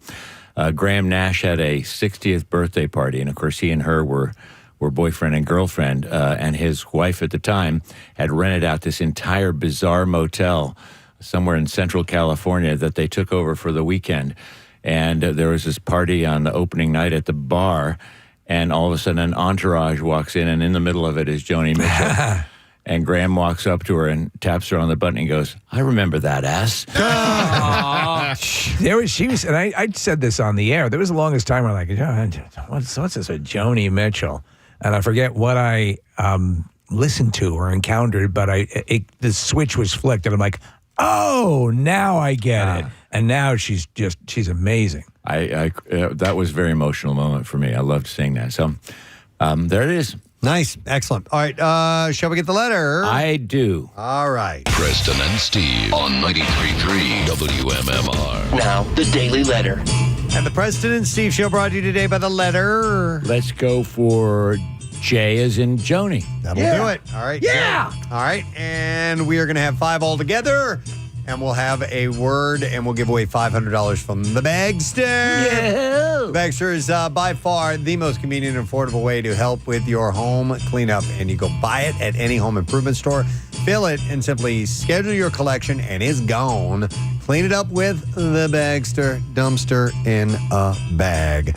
And what is happening today? Well, we will celebrate Robert DeLeo's birthday from STP. It was a few days ago, but we'll get to it with a block of STP. Queen, speaking of Grammy winners, Metallica, we'll do a block of them.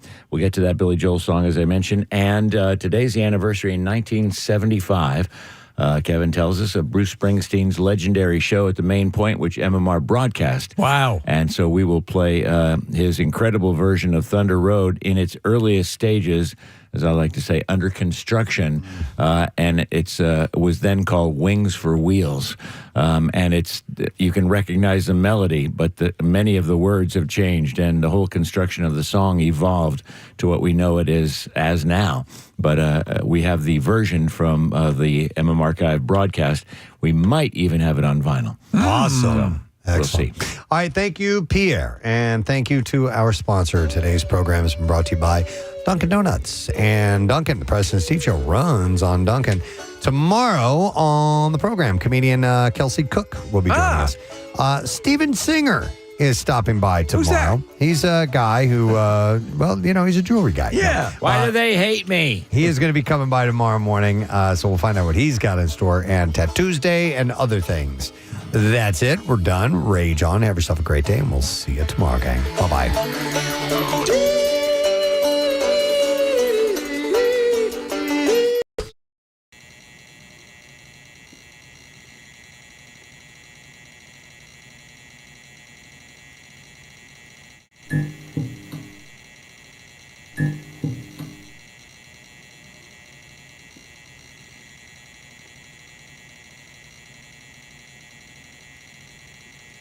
Mm-hmm.